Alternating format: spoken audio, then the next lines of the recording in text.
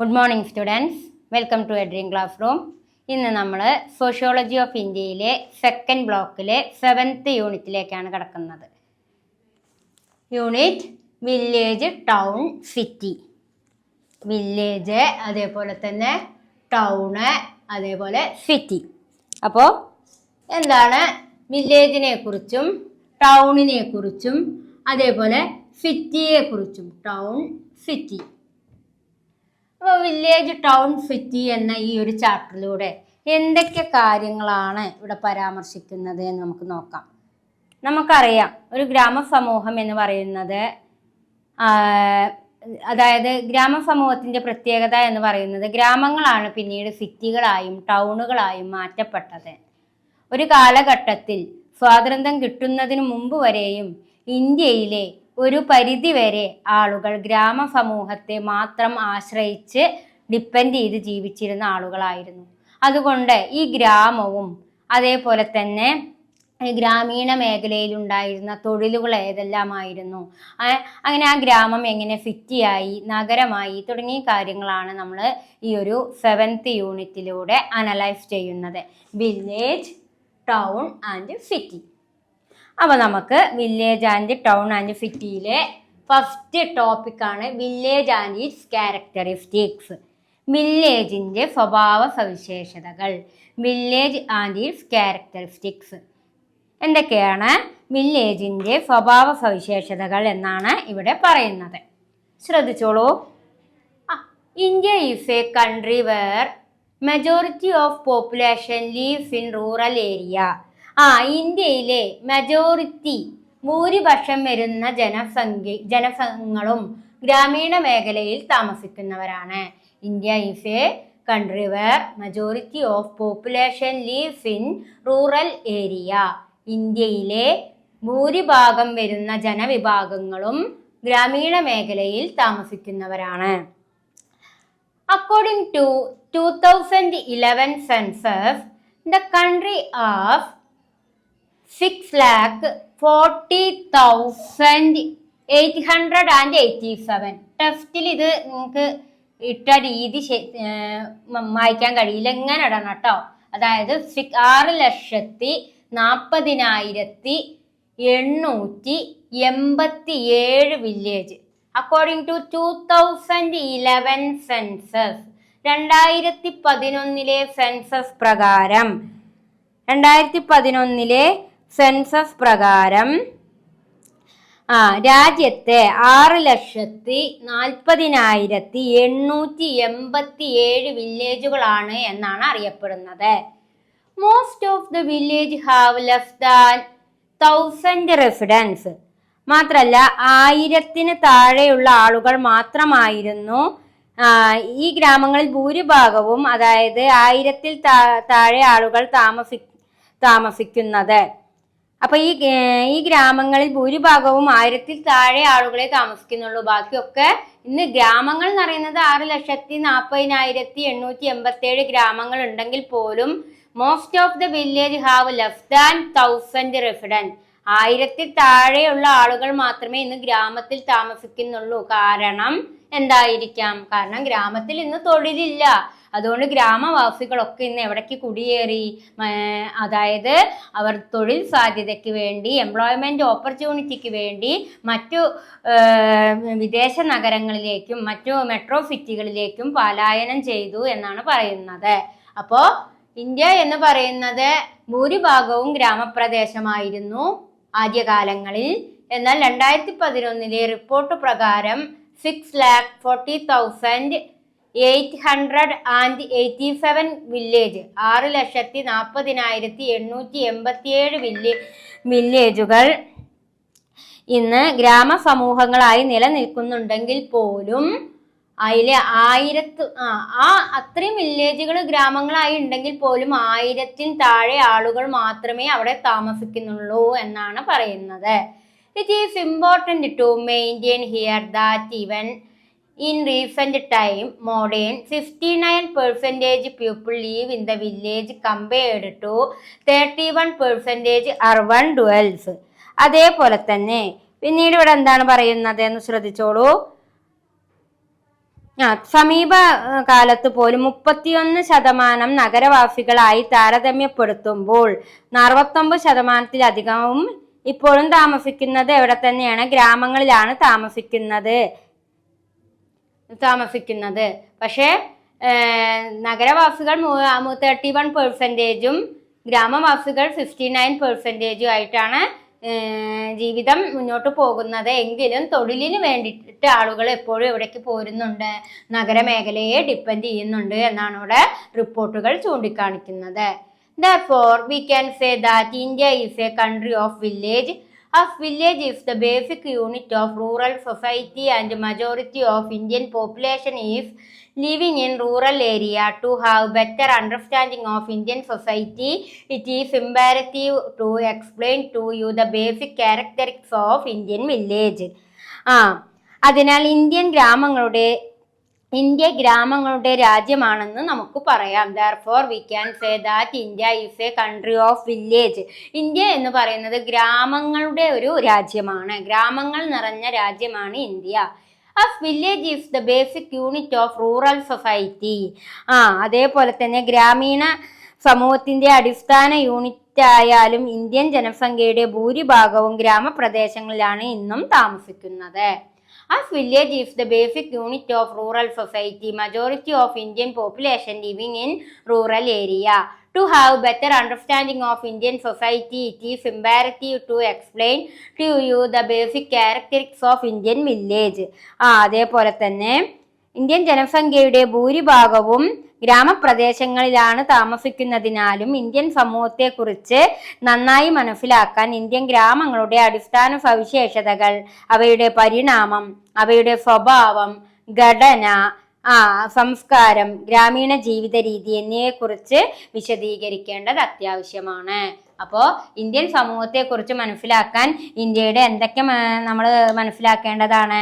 Evolution, പരിണാമം, സ്വഭാവം, structure, ഘടന, കൾച്ചർ, സംസ്കാരം, റൂറൽ വേ ഓഫ് ലൈഫ്, അതേപോലെ തന്നെ ഗ്രാമീണ ജീവിത രീതി എന്നിവയൊക്കെ കുറിച്ച് നിങ്ങൾ അതൊക്കെ മനസ്സിലാക്കേണ്ടത് അത്യാവശ്യമാണ്. ഇന്നും ഇന്ത്യ എന്ന് പറയുന്നത് ഒരു ഗ്രാമീണ സമൂഹമാണ്. ഇന്ത്യയിലെ ഭൂരിഭാഗം ആളുകളും ഇന്നും ഗ്രാമത്തിൽ തന്നെയാണ് താമസിക്കുന്നത്. മാത്രമല്ല ഈ ഗ്രാമങ്ങളിൽ 1000-ന് താഴെ ആളുകൾ ഈ ഗ്രാമങ്ങളിൽ ഭൂരിഭാഗവും 1000-ന് താഴെ ആളുകളാണ് താമസിക്കുന്നതെങ്കിൽ പോലും അവർ എന്തിനു വേണ്ടിയിട്ടാ? തൊഴിലിന് വേണ്ടി മാത്രമാണ് അവർ നഗരത്തിലേക്ക് എത്തുന്നത്. അത് കഴിഞ്ഞാൽ വീണ്ടും അവർ എവിടേക്ക് എത്തിപ്പെടുന്നു? ഗ്രാമത്തിലേക്ക് തന്നെ എത്തിപ്പെടുന്നു. അതുകൊണ്ട് നഗരമേഖലയിലുള്ളവർ 31%-ഉം ഗ്രാമമേഖലയിലുള്ളവർ 59%-ഉമാണ് എന്നാണ് പറയുന്നത്. മാത്രമല്ല ഇന്ത്യ ഗ്രാമങ്ങളുടെ രാജ്യമാണ് എന്ന് നമുക്ക് പറയാം. കൂടാതെ ഗ്രാമീണ സമൂഹത്തിന്റെ അടിസ്ഥാന യൂണിറ്റ് ആയതിനാലും ഇന്ത്യൻ ജനസംഖ്യയുടെ ഭൂരിഭാഗവും ഗ്രാമപ്രദേശങ്ങളിലാണ് ഇന്നും താമസിക്കുന്നത്. അതുകൊണ്ട് തന്നെ അവയുടെ സ്വഭാവം, ഘടന, പിന്നെ അതേപോലെ സംസ്കാരം, ഗ്രാമീണ ജീവിത രീതികൾ എന്നിവയെക്കുറിച്ചൊക്കെ നമുക്ക് വിശദീകരിക്കേണ്ടത് ആവശ്യമാണ്. ഇതാണ് ഇന്ത്യൻ ഗ്രാമത്തെക്കുറിച്ചൊരു സ്വഭാവം, ഇന്ത്യൻ ഗ്രാമത്തിൻ്റെ സ്വഭാവത്തെക്കുറിച്ച് പറയുന്നത്. ഇനി നമുക്ക് എടുക്കാനുള്ള അടുത്ത നെക്സ്റ്റ് ടോപ്പിക് എന്ന് പറയുന്നത് the issue of village autonomy. ഗ്രാമ സ്വയം ഭരണത്തിൻ്റെ പ്രശ്നം. ഓട്ടോണമി പറഞ്ഞാൽ എന്താണ്? സ്വയംഭരണം. ഗ്രാമത്തിലെ സ്വയംഭരണത്തിന്റെ പ്രശ്നം എന്തൊക്കെ എന്നാണ് നമ്മൾ പറയുന്നത്. എന്തൊക്കെയാണ് ഗ്രാമ സ്വയംഭരണത്തിന്റെ പ്രശ്നങ്ങൾ എന്ന് നമുക്ക് നോക്കാം. In the early period of the colonial rule in India, the studies by Henry Maine 1881, Charles Metcalfe 1833 and Baden Powell 1896 gave an exaggerated notion of village autonomy. അതായത് ഇന്ത്യയിലെ ഗ്രാമ സ്വയംഭരണത്തിന്റെ പ്രശ്നം എന്ന് പറഞ്ഞാൽ ഇന്ത്യയിൽ കൊളോണിയൽ ഭരണത്തിന്റെ ആദ്യ ഘട്ടത്തിൽ ഹെൻറി മെയിൻ 1881, ചാൾസ് മെറ്റാകാൾഫ് 1833, അതേപോലെ തന്നെ ബാഡൻ പൗൾ 1896 എന്നിവരുടെ പഠനങ്ങൾ ഗ്രാമ സ്വയംഭരണത്തെക്കുറിച്ച് അതിശയോക്തിപരമായ ഒരു ആശയം നൽകി. In the early period of the colonial rule in India, the study by Henry Maine 1881, Charles Metcalfe 1833 and Baden-Powell 1896 gave an exaggerated notion of village autonomy.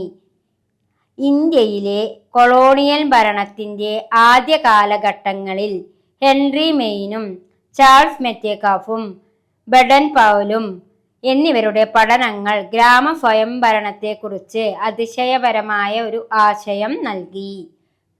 അപ്പൊ ഇവരുടെയൊക്കെ പഠനങ്ങൾ ഈ മൂന്നാളുടെയും കൊളോണിയൽ കാലഘട്ടത്തിൽ ഈ മൂന്നാളുകളുടെയും പഠനങ്ങൾ ഇന്ത്യയുടെ ഗ്രാമ സമൂഹത്തെക്കുറിച്ച് എന്ത് നൽകി എന്നാ പറയുന്നത്? ഇന്ത്യയുടെ ഇന്ത്യയുടെ സ്വയംഭരണത്തെക്കുറിച്ച്, അതായത് ഓട്ടോണമി പറഞ്ഞാൽ എന്താ? സ്വയംഭരണം. അപ്പൊ ഇന്ത്യയുടെ ഗ്രാമത്തിലെ സ്വയംഭരണത്തെക്കുറിച്ച് ഒരു അതിശയപരമായിട്ടുള്ള കാര്യങ്ങൾ, എക്സാഗ്രേറ്റഡ് ആയിട്ടുള്ള കാര്യങ്ങൾ നൽകി. The Indian village was portrayed as a closed and isolated system. അതായത് പിന്നെ എന്താ പറയുന്നത്? ഇന്ത്യൻ ഗ്രാമത്തെ അടഞ്ഞ ഒറ്റപ്പെട്ട സംവിധാനമായി ചിത്രീകരിച്ചു.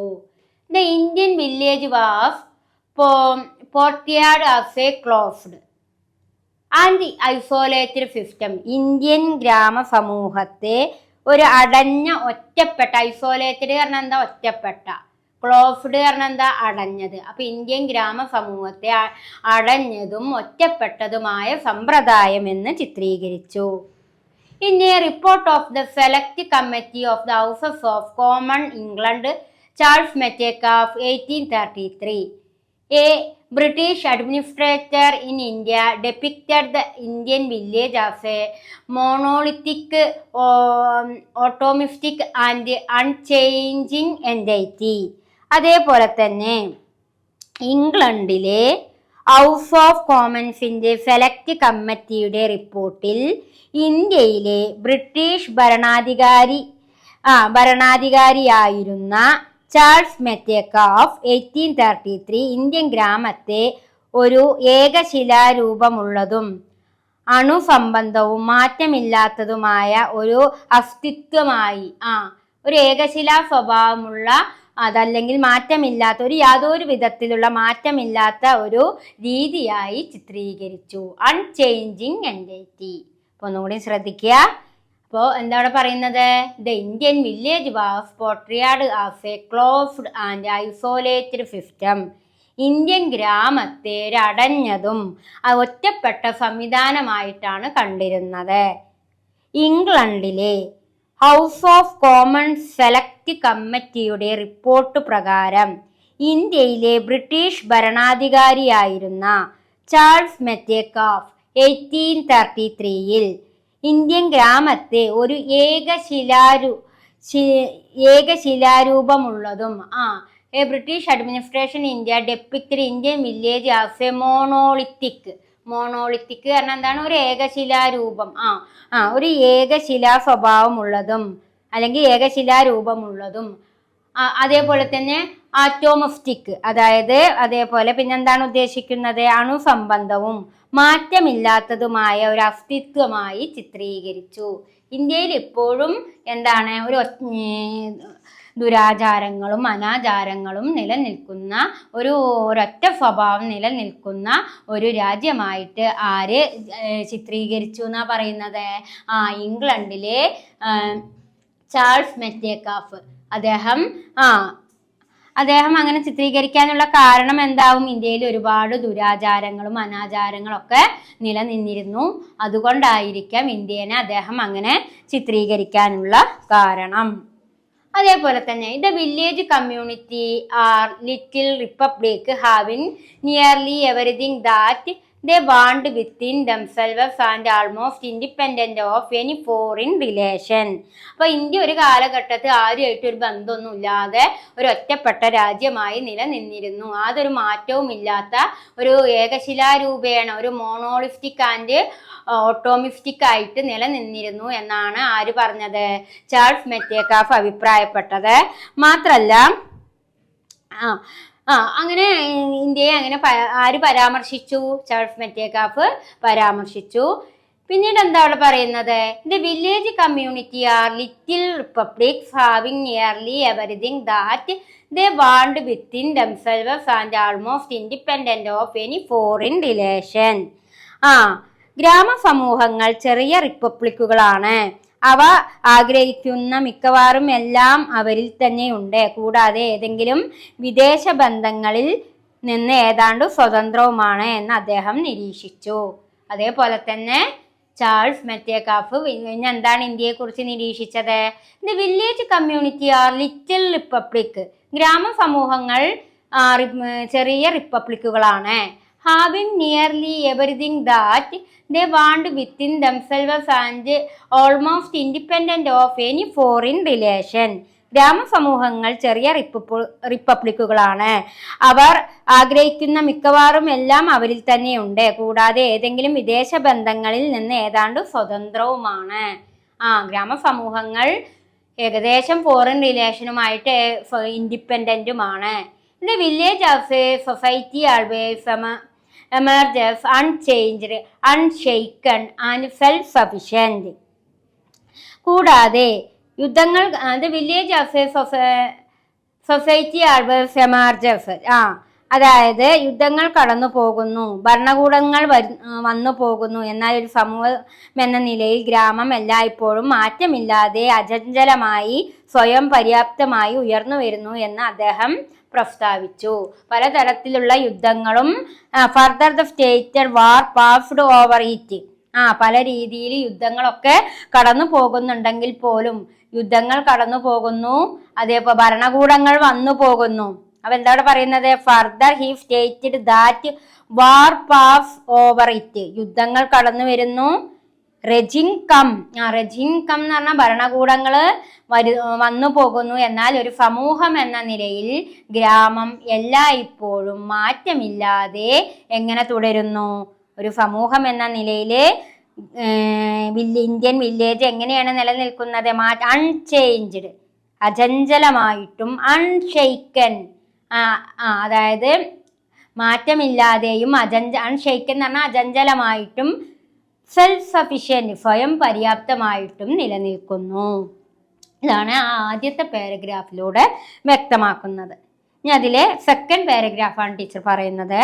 Recently anthropological and sociological studies have however shown that Indian village was hardly ever a republic.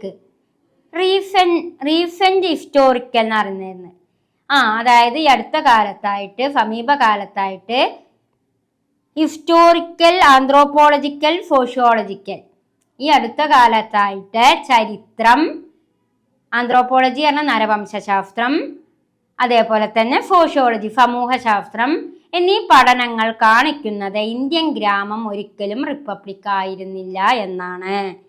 Recent historical, anthropological, sociological studies have however shown that Indian village was hardly ever a republic. ചരിത്രപരമായിട്ടും നരവംശാസ്ത്രപരമായിട്ടും സമൂഹശാസ്ത്രപരമായിട്ടും Indian വില്ലേജുകൾ ഇപ്പോഴും എന്തല്ല, republic ആയിട്ടില്ല. Indian ഗ്രാമങ്ങൾ ഒരിക്കലും republic ആയിരുന്നില്ല എന്നാണ് പറയുന്നത്. It was never self sufficient. അതേപോലെ തന്നെ സ്വയം പര്യാപ്തവുമല്ല. ഇന്ത്യൻ ഗ്രാമങ്ങൾ ഇപ്പോഴും സ്വതന്ത്രവുമല്ല, സ്വയം പര്യാപ്തവുമല്ല.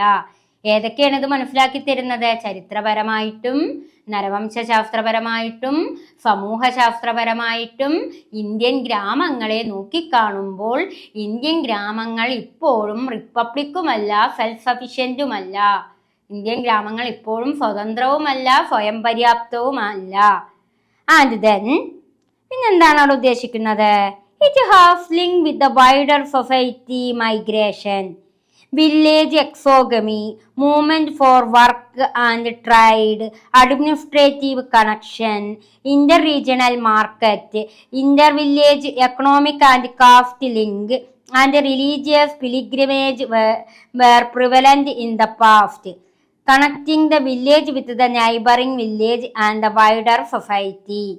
അപ്പോൾ ടീച്ചർ പറഞ്ഞു ചരിത്രപരമായിട്ടും സമൂഹശാസ്ത്രപരമായിട്ടും നരവംശാസ്ത്രപരമായിട്ടും ഇന്ത്യൻ വില്ലേജുകളെ നോക്കിക്കാണുമ്പോൾ ഇന്ത്യൻ വില്ലേജുകൾ ഇപ്പോഴും സ്വതന്ത്രവുമല്ല, അതേപോലെ തന്നെ എന്തുമല്ല, സ്വയം പര്യാപ്തവുമല്ല എന്ന്.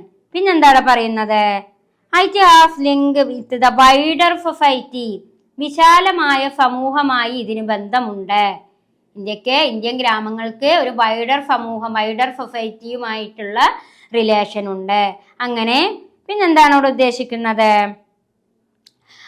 മൈഗ്രേഷൻ കുടിയേറ്റം, വില്ലേജ് എക്സോഗാമി ഗ്രാമങ്ങൾ തമ്മിലുള്ള അതായത് ഇവിടെ എന്താ ഉദ്ദേശിക്കുന്നത് വെച്ച് കഴിഞ്ഞാല് കുടിയേറ്റവും അതേപോലെ തന്നെ ഗ്രാമവിവാഹങ്ങളും, ഗ്രാമങ്ങൾ തമ്മിലുള്ള വിവാഹങ്ങളും അതേപോലെ തന്നെ ജോലിക്കും വ്യാപാരത്തിനും ഭരണപരമായിട്ടുള്ള കാര്യങ്ങൾക്കും റീജിയണൽ മാർക്കറ്റ് അഥവാ പ്രാദേശിക വിപണി എന്നീ കാര്യങ്ങൾക്ക് സാമ്പത്തിക ജാതി ബന്ധങ്ങൾ, മതപരമായ തീർത്ഥാടനം എന്നിവ മുൻകാലങ്ങളിൽ പ്രബലമായിരുന്നു. ഇപ്പൊ ഇന്ത്യൻ സമൂഹം എന്തൊക്കെ ഇപ്പൊ ഇവിടെ ഈ പാരഗ്രാഫിൽ ഇങ്ങനെ ഉദ്ദേശിക്കുന്നുള്ളൂ. ഇന്ത്യൻ സമൂഹം ഇപ്പോഴും റിപ്പബ്ലിക്കും അല്ല, സ്വയം പര്യാപ്തമല്ല. പക്ഷെ എന്തൊക്കെ കാര്യങ്ങൾ ഇവിടെ ഉണ്ടായിരുന്നു? ഇന്ത്യൻ സമൂഹം എന്ന് പറയുന്നത്, ഇന്ത്യൻ ഗ്രാമ സമൂഹം എന്ന് പറയുന്നത് ഒരു വിശാലമായിട്ടുള്ള സമൂഹമാണ്. ഇവിടെ എന്തൊക്കെ നിലനിന്നിരുന്നത്? മൈഗ്രേഷൻ കുടിയേറ്റം, വില്ലേജ് എക്സോഗാമി ഗ്രാമവിവാഹങ്ങളെ, movement of work and trade തൊഴിലിനും വ്യാപാരത്തിനും വേണ്ടിയുള്ള പലായനം, അഡ്മിനിസ്ട്രേറ്റീവ് കണക്ഷൻ ഭരണപരമായ കാര്യങ്ങളെ, ഇന്റർ റീജിയണൽ മാർക്കറ്റ് അതേ പ്രാദേശിക വിപണികള്, അതേപോലെ തന്നെ inter village economic and caste link അങ്ങനെ പറഞ്ഞ ഗ്രാമങ്ങൾ തമ്മിലുള്ള സാമ്പത്തിക ജാതി ബന്ധങ്ങൾ, അതേപോലെ തന്നെ പിന്നെന്താ ഉദ്ദേശിക്കുന്നത്? പിന്നെ neighbouring village and wider society മതപരമായ തീർത്ഥാടനം തുടങ്ങിയ കാര്യങ്ങൾക്കൊക്കെ ഈ കാര്യങ്ങളിലൊക്കെ ഇന്ത്യൻ ഗ്രാമങ്ങൾ എങ്ങനെയായിരുന്നു? വിശാലമായൊരു സമൂഹവുമായി ബന്ധിപ്പിച്ചിരുന്നു. എന്നാൽ ഇത്തരം കാര്യങ്ങൾക്കൊക്കെ ഇന്ത്യൻ ഗ്രാമങ്ങൾ എന്താണ് വളരെയധികം വിശാലമായ ഒരു ഗ്രാമ സമൂഹമായിട്ടാണ് കാണപ്പെട്ടിരുന്നത്. Moreover, new forces of modernization in the modern period augmented inter-village and rural-urban interaction. എന്നാൽ ആധുനിക കാലഘട്ടത്തിൽ മോഡേണൈസേഷൻ ആധുനിക കാലഘട്ടത്തിലെ ആധുനികവൽക്കരണത്തിന്റെ പുതിയ ശക്തികൾ ഗ്രാമങ്ങൾക്കിടയിലും നഗരങ്ങൾക്കിടയിലുമുള്ള ഇടപെടലുകൾ വർദ്ധിപ്പിച്ചു. ആധുനിക കാലത്തോടുകൂടി പുതിയ ശക്തികൾ ഗ്രാമത്തിൻ്റെയും നഗരത്തിൻ്റെയും ഇടയിലുള്ള ബന്ധം വർദ്ധിപ്പിക്കാൻ കാരണമായി. എങ്കിലും ആദ്യ കാലഘട്ടങ്ങളിൽ ഇന്ത്യൻ ഗ്രാമങ്ങൾ സ്വതന്ത്രവുമായിരുന്നില്ല, സ്വയം പര്യാപ്തവുമായിരുന്നില്ല. മറ്റുള്ള കാര്യങ്ങൾക്ക് മാത്രമാണ് ബന്ധം പുലർത്തിയിരുന്നത്. എന്നാൽ ആധുനിക കാലത്തോടുകൂടി ഇന്ത്യൻ ഗ്രാമങ്ങൾ നഗരമേഖലയും ഗ്രാമമേഖലയും തമ്മിലുള്ള വിടവുകൾ ഒരു പരിധി വരെ ഇല്ലാതാക്കുന്നതിനും ഇടപെടലുകൾ അവർ പരസ്പരമുള്ള ഇൻ്ററാക്ഷൻ എന്ന് പറഞ്ഞാൽ ഇടപാടുകൾ ഗ്രാമവും നഗരവും തമ്മിലുള്ള ഇടപെടലുകൾ വർദ്ധിക്കുന്നതിനും കാരണമായി. ഇത്രയും കാര്യങ്ങളാണ് വില്ലേജ് ആൻഡ് ക്യാരക്ടറിക്സ്, ഗ്രാമത്തിന്റെ സ്വഭാവവും അതേപോലെ തന്നെ വില്ലേജ് ഓട്ടോണമി ഇഷ്യൂ പറഞ്ഞ ഗ്രാമ സ്വയംഭരണത്തിന്റെ പ്രശ്നം എന്ന ഈ ഈ രണ്ട് ടോപ്പിക്കിലും നിങ്ങൾക്ക് പറഞ്ഞു തരാനുള്ള കാര്യങ്ങൾ. ഇനി അടുത്ത ടോപ്പിക് എന്താ എന്ന് നമുക്ക് പരിശോധിക്കാം. ഓക്കെ, അപ്പോൾ next topic village and social structure, ഗ്രാമവും സാമൂഹിക ഘടനയും. വില്ലേജ് ആൻഡ് സോഷ്യൽ സ്ട്രക്ചർ, ഗ്രാമത്തിൻ്റെ സാമൂഹിക ഘടനയെക്കുറിച്ചാണ് ഇവിടെ പരാമർശിക്കുന്നത്. Village and its social structure. Family is the basic unit of almost all society. എല്ലാ സമൂഹത്തിൻ്റെയും അടിസ്ഥാന യൂണിറ്റ് എന്ന് പറയുന്നത് ഫാമിലിയാണ്. It is especially true in India where the very identity of a person is depend on the status and position of his or her family and his social status. എന്താണ് പറയുന്നത്? അപ്പോൾ ഞാൻ പറഞ്ഞു, എല്ലാ സമൂഹത്തിൻ്റെയും അടിസ്ഥാന യൂണിറ്റ് എന്ന് പറയുന്നത് ഇന്ത്യയെ സംബന്ധിച്ചിടത്തോളം ഇന്ത്യൻ സമൂഹത്തിൻ്റെ ബേസിക് യൂണിറ്റ് എന്ന് പറയുന്നത് കുടുംബമാണ്, ഫാമിലിയാണ്. It is especially true in India where the very identify a person is depend on. അതായത് ഒരു വ്യക്തിയെ ഇവിടെ തിരിച്ചറിയുന്നത് എന്തിനെ ആശ്രയിച്ചാണ്? On the status and position of his or her family. His or her എന്ന് പറഞ്ഞാൽ അവൻ്റെയോ അവളുടെയോ കുടുംബത്തിൻ്റെ പദവിയും സ്റ്റാറ്റസും പൊസിഷനും അടിസ്ഥാനപ്പെടുത്തിയാണ് ഒരു വ്യക്തിയെ ഇവിടെ ഐഡന്റിഫൈ ചെയ്യുന്നത്. ആൻഡ് ഈ സോഷ്യൽ സ്റ്റാറ്റസ്, അതാണ് സാമൂഹിക പദവി. ഇപ്പോൾ ഗ്രാമീണ സമൂഹങ്ങളിലാണെങ്കിലും നഗര സമൂഹങ്ങളിലാണെങ്കിലും ഇന്ത്യ എന്ന് പറയുന്നത് ഒരു റൂറൽ കൺട്രിയാണ്. ഇന്ത്യയെ സംബന്ധിച്ചിടത്തോളം ഗ്രാമീണ മേഖലയിൽ ഏറ്റവും കൂടുതൽ ബന്ധപ്പെട്ടിരിക്കുന്ന ഏറ്റവും ഇമ്പോർട്ടൻ്റ് ആയിട്ടുള്ള ഒരു ഫാക്ടറി എന്ന് പറയുന്നത് കുടുംബമാണ്. കാരണം ഗ്രാമാന്തരീക്ഷങ്ങളിൽ കുടുംബത്തിന് അത്രയധികം ഇമ്പോർട്ടൻസ് കൊടുക്കുന്നുണ്ട്. അതുകൊണ്ട് തന്നെ ഒരു വ്യക്തിയെ ഐഡൻറ്റിഫൈ ചെയ്യുന്നത് ആ കുടുംബത്തിൻ്റെ സ്റ്റാറ്റസും പൊസിഷനെയും അടിസ്ഥാനപ്പെടുത്തിയാണ്. അതുകൊണ്ട് അതിനെ നമുക്ക് സാമൂഹിക പദവി എന്ന് പറയാം. അതാണ് വില്ലേജ് ആൻഡ് സോഷ്യൽ സ്ട്രക്ചർ എന്നതുകൊണ്ട് ഇവിടെ അർത്ഥമാക്കുന്നത്. അടുത്ത ചെറിയൊരു കുഞ്ഞു ടോപ്പിക്കാണ്. അടുത്ത മെയിൻ ടോപ്പിക്കിലേക്കാണ് നമ്മൾ കടക്കുന്നത്. Family in rural India. ഇന്ത്യയിലെ ഗ്രാമീണ കുടുംബങ്ങൾ. Family in rural India. Rural ഇന്ത്യയിലെ കുടുംബം അഥവാ ഇന്ത്യയിലെ ഗ്രാമീണ കുടുംബത്തെ പറ്റിയാണ് നമ്മൾ അടുത്ത ടോപ്പിക്കിലൂടെ അനലൈസ് ചെയ്യുന്നത്. നമുക്കറിയാം ഇന്ത്യ എന്ന് പറയുന്നത് ഒരു റൂറൽ കൺട്രിയാണ്.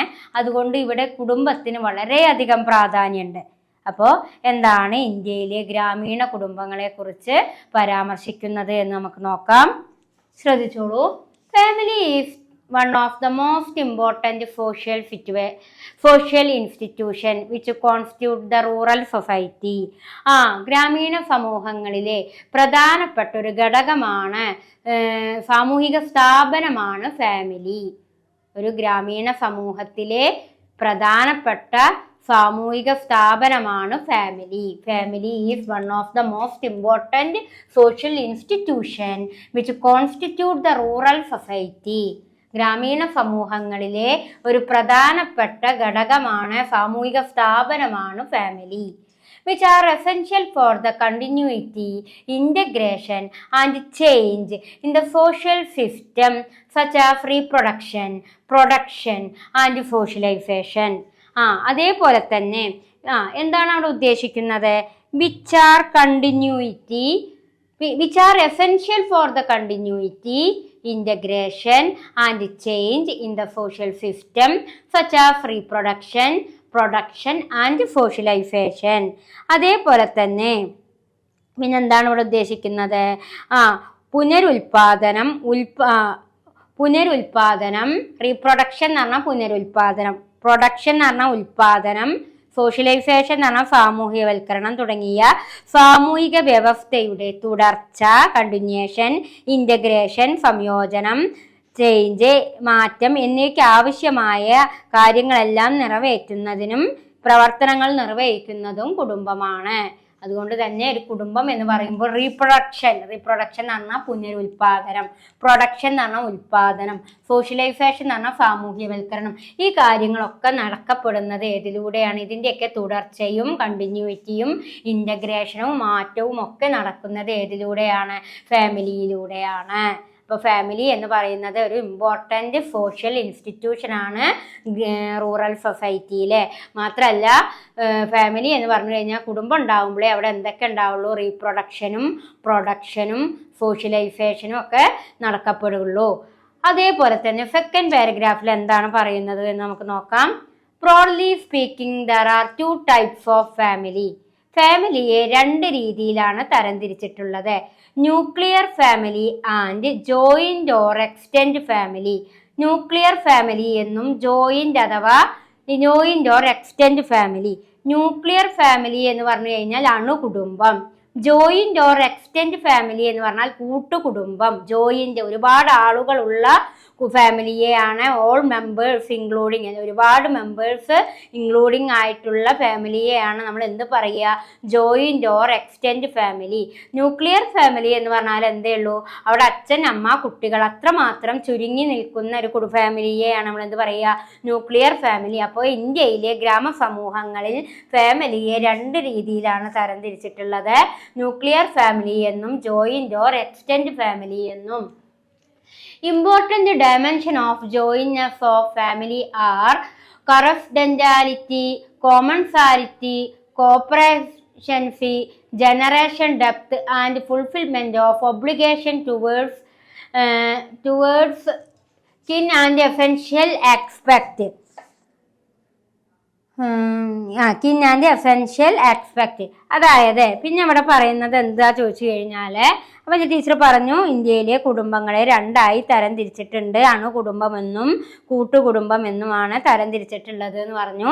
അതേപോലെ തന്നെ കുടുംബത്തിൻ്റെ പ്രധാന മാനങ്ങൾ എന്തൊക്കെയാണ്, കുടുംബത്തിൻ്റെ പ്രധാന മാനങ്ങൾ, the important dimension of joints of family. ഒരു കുടുംബത്തിനെ ഒരുമിക്കുന്നത് എന്തൊക്കെയാണ്, കോറെസിഡനാലിറ്റി. അതായത് ഒരു കുടുംബത്തിനെ ഒരുമിച്ച് നിർത്തുന്ന ഘടകങ്ങൾ സഹകരണം, കോമൺസാലിറ്റി, കോപ്പർ സെൻസറി, ജനറേഷൻ. സഹസഹകരണം തുടങ്ങി പ്രവർത്തികളാണ് ഒരു കുടുംബത്തെ ഒരുമിച്ച് നിർത്തുക. കോറെസിഡന്റാലിറ്റി എന്നാൽ സഹകരണ മനോഭാവം. കോമൺസാലിറ്റി എന്നാലും അതായത് കോമൺസാലിറ്റി എന്ന് പറയുമ്പോൾ നമ്മളുടെ മാനുഷികമായിട്ടുള്ള സഹകരണ മനോഭാവം എന്ന് പറയും. കോപ്പറേഷൻസറി എന്നാൽ എന്താണ്, കോപ്പറേഷൻസറി എന്ന് പറഞ്ഞാലും സഹകരണം. അതേപോലെ തന്നെ ജനറേഷൻ ഡെപ്ത്, അതേപോലെ തന്നെ തലമുറകളുടെ ആഴം. ഇതാണ് ഒരു കുടുംബത്തെ എന്താക്കി നിർത്താൻ സഹായിക്കുന്നത്, ഒരുമിച്ച് നിർത്തുന്നത്. The important dimension of jointness of family. ഒരു കുടുംബത്തെ കൂട്ടി നിർത്തുന്നത് ഏതൊക്കെ ഘടകങ്ങളിലൂടെയാണ് എന്നാ പറയുക, മൂന്നല്ല, പ്രധാനമായിട്ടും ഏതൊക്കെ ഘടകങ്ങളിലൂടെയാണ്, കോറെസിഡന്റാലിറ്റി, കോമൺസാലിറ്റി, അതേപോലെ തന്നെ പിന്നെ ഏതാണ്, കോറെസിഡന്റാലിറ്റി, അതേപോലെ തന്നെ കോമൺസാലിറ്റി, കോപ്പറേഷൻസറി, ജനറേഷൻ ഡെപ്ത്. ജനറേഷൻ ഡെപ്ത് പറഞ്ഞാൽ എന്താണ്, അതേപോലെ തന്നെ തലമുറകളുടെ ആഴം. ഈ തലമുറകളുടെ ആഴം എന്ന് പറയുമ്പോൾ ജനറേഷൻ ഡെപ്ത് തന്നെ 3 രീതിയിലുണ്ട്. Generation depth 3 and fulfilment of obligation towards kin and sentimental accept.